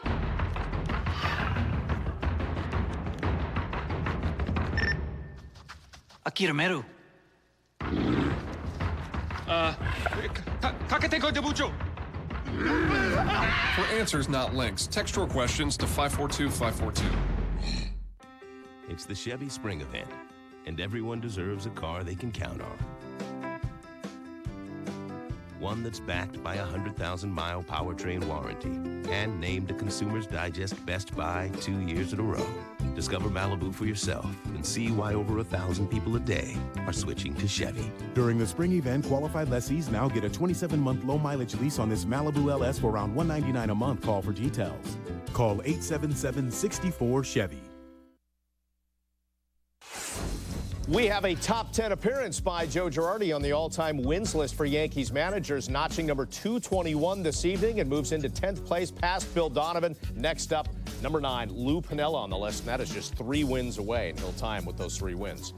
Could get it, I guess, by Memorial Day. Good to have you back once again here on the WB Mason postgame. It is an 8-2 Yankees win tonight. Big hitting for the Yankees, 12 hits. Robinson Cano had 3 of them, including a grand slam. And not a lot of hits for the Indians against Phil Hughes tonight. Just 5 of them against just 2 runs. Hughes, a very nice night, improving to 6-1. With that in mind, let's get to the manager's report, and it's brought to you by Geico.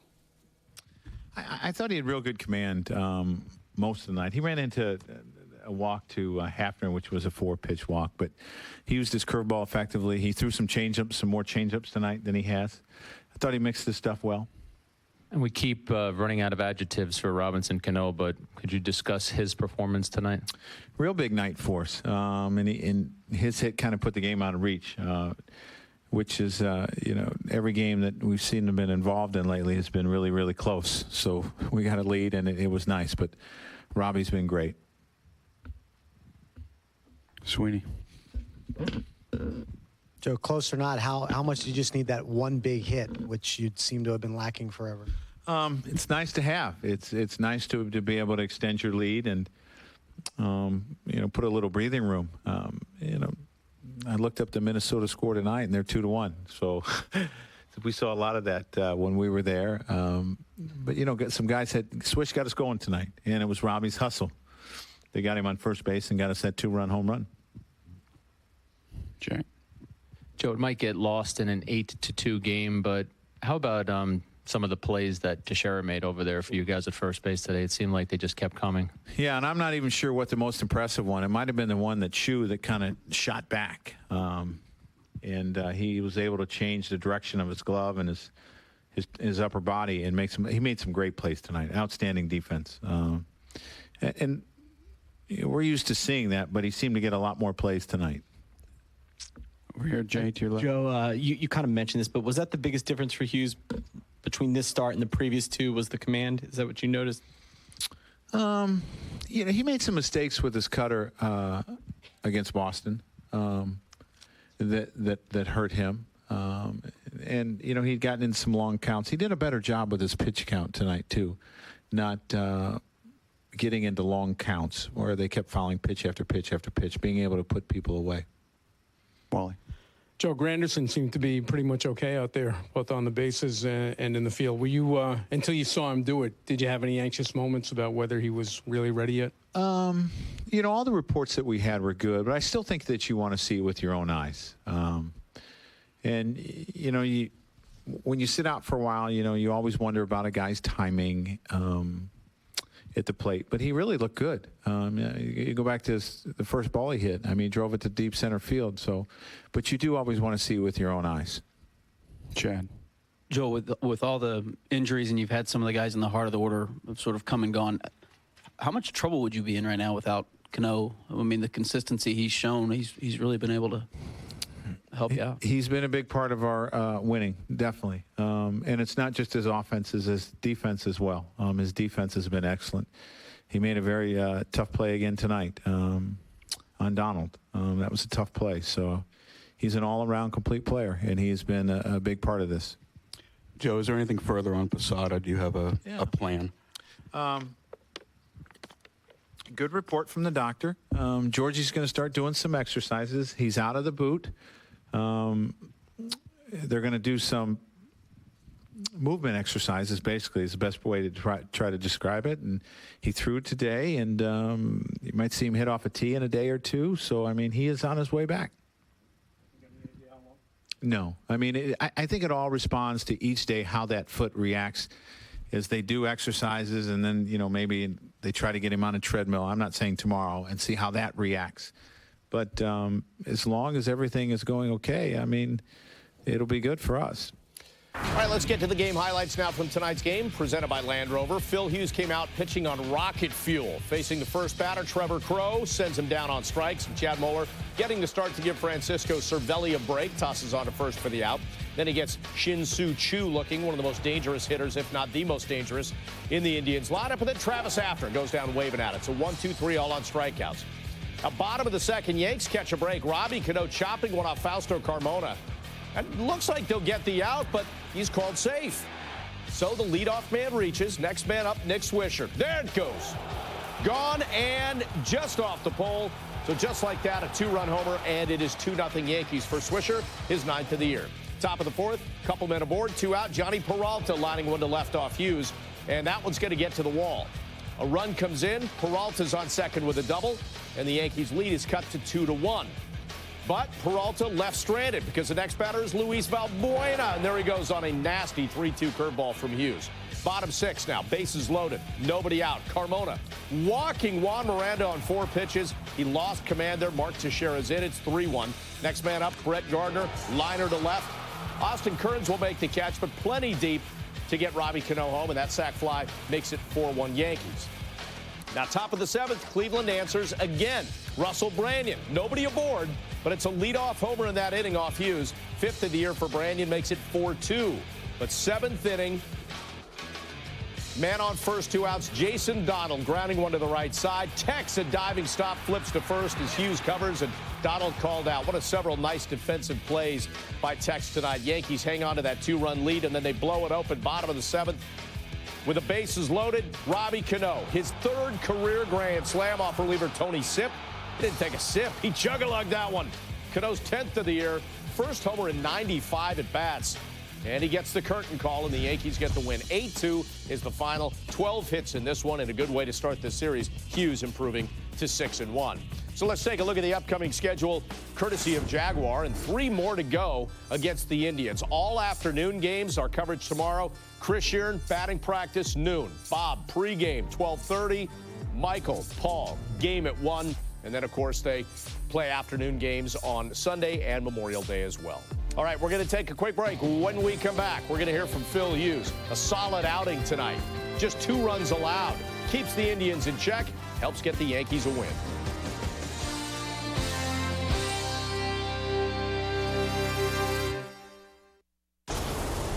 27 championships, a new era, a new decade, dreams of a new dynasty, armed for a fight, loaded with power. Indians, Yankees. Complete coverage starts tomorrow at noon, only on Yes. Head to Metro PCS for a fragrant deal on a new cell phone. I love the new phone smell. Get a $25 gift card back on select phones. Now at Metro PCS. Wireless for all.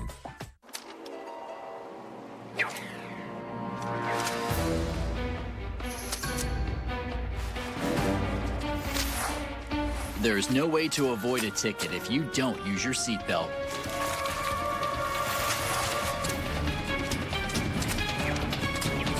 Cops are stepping up enforcement and looking for unbuckled drivers like never before. If you don't buckle up, you will get stuck with a ticket. Click it or ticket. Super deal alert! Metro PCS is $40 a month, unlimited nationwide talk, text, and web, taxes and fees included. It's a wireless buffet. Yummy. Get unlimited nationwide talk, text, and web for $40 a month. Period. Metro PCS. Wireless for all. Dish Network claims they have the same TV as DirecTV. Come on. When it comes to sports, it's not even close. Regardless of what they tell you, Dish Network refuses to carry MLB Network, Yes Network, MLB Extra Innings, and that's just baseball. So don't be fooled by Dish. Hands down, DirecTV has the most sports programming and exclusive packages you just can't get on cable or Dish Network. When you compare, DirecTV wins every time. May be able to lower your rate to as low as 1% and cut your mortgage payment in half. Our trained specialists know all the new regulations to get you quick relief. So call 1-800-223-6318 right now. We help thousands of homeowners every day. Knowing what I know now, the sooner you do it, the better off you'll be. I can now make that monthly payment. We'll get through this together, starting now. Call 1-800-223-6318 right now. The Yankees postgame show on Yes is brought to you in part by Priority Mail Flat Rate Boxes, only from the Postal Service, a simpler way to ship, and by AXA Equitable, redefining standards. Good to have you back once again here on the WB Mason postgame. Well, Phil Hughes, impressive at a bounce-back performance tonight. Not so solid against the Mets, but very good tonight against the Indians as he strikes out 8 against just 1 walk. And of those 8 strikeouts, 5 of them coming on the first 5 batters that he faced. Let's hear from Phil. I felt good early, I guess. And but later on in the game, I feel like I kind of maybe lost the tick of my stuff. So I was coming out strong. But towards the end of the game, I felt like I was overthrown a little bit to try to make up for maybe drop off and stuff I had. In the 4th inning, they obviously got to you a little bit. But how important was that Valbuena at bat for you to get through that? No, it was big. I mean, it was 2-1 at that point, so it was still a really close game. He scored, a lot of runs late, but, at that point, it's an inning where you need to shut him down. Your last batter, Moeller, comes out to you, and what is he saying to you at that point, trying to get you through that 7th inning? I think I just gone over to cover first, so he was just giving me a breather. Nothing more to it than that. No words of wisdom? Not at all. So what was the big difference between tonight and your previous 2 starts where you kind of struggled a little bit? I think that inning where I got out of trouble was the main one. I mean, my last couple outings with 2 outs, I'd struggled to put the inning away and put guys away, and I just felt like I did a better job of that tonight. Pitching with diminished stuff within a start, is that something you've learned to do more of, you think? I didn't learn to do a very good job because, like I said, I was overthrown a little bit once I kind of felt like my stuff wasn't as good. So, Chad came out and just said, do it nice and easy. And my fastball wasn't as good as it was early in the game, but I was able to battle through it and throw some good cutters and breaking balls. Ton of ground balls the first today. Is that the cutter working, or? I have no idea. It was really weird. It seemed like, normally I'm not really a ground ball pitcher as it is, but it just seemed like every ball was going to Tex, and I told him, way to work for me after the game. So that was big. A lot of pretty tough plays he made. How important was it to see the offense bust out like that tonight? Really important. I mean, we've been, struggling a little bit with guys in scoring position and just kind of offensively and pitching as a whole. So, it was good to, especially for Robbie, drive in those runs, when it's still a really close game. Phil, you guys are in a stretch where 13 of the next 16, counting tonight, are against the 3 worst teams in baseball. I know any team can beat any team on any given day, but do you look at this as a period where you guys really need to fatten up a little bit? It'd be nice. But, I mean, like you said, there's not really any bad teams out there, especially this early in the season. Some teams have gotten off hot and others haven't. So, we just need to come out and play good baseball and, kind of get a little bit better than we have been in the last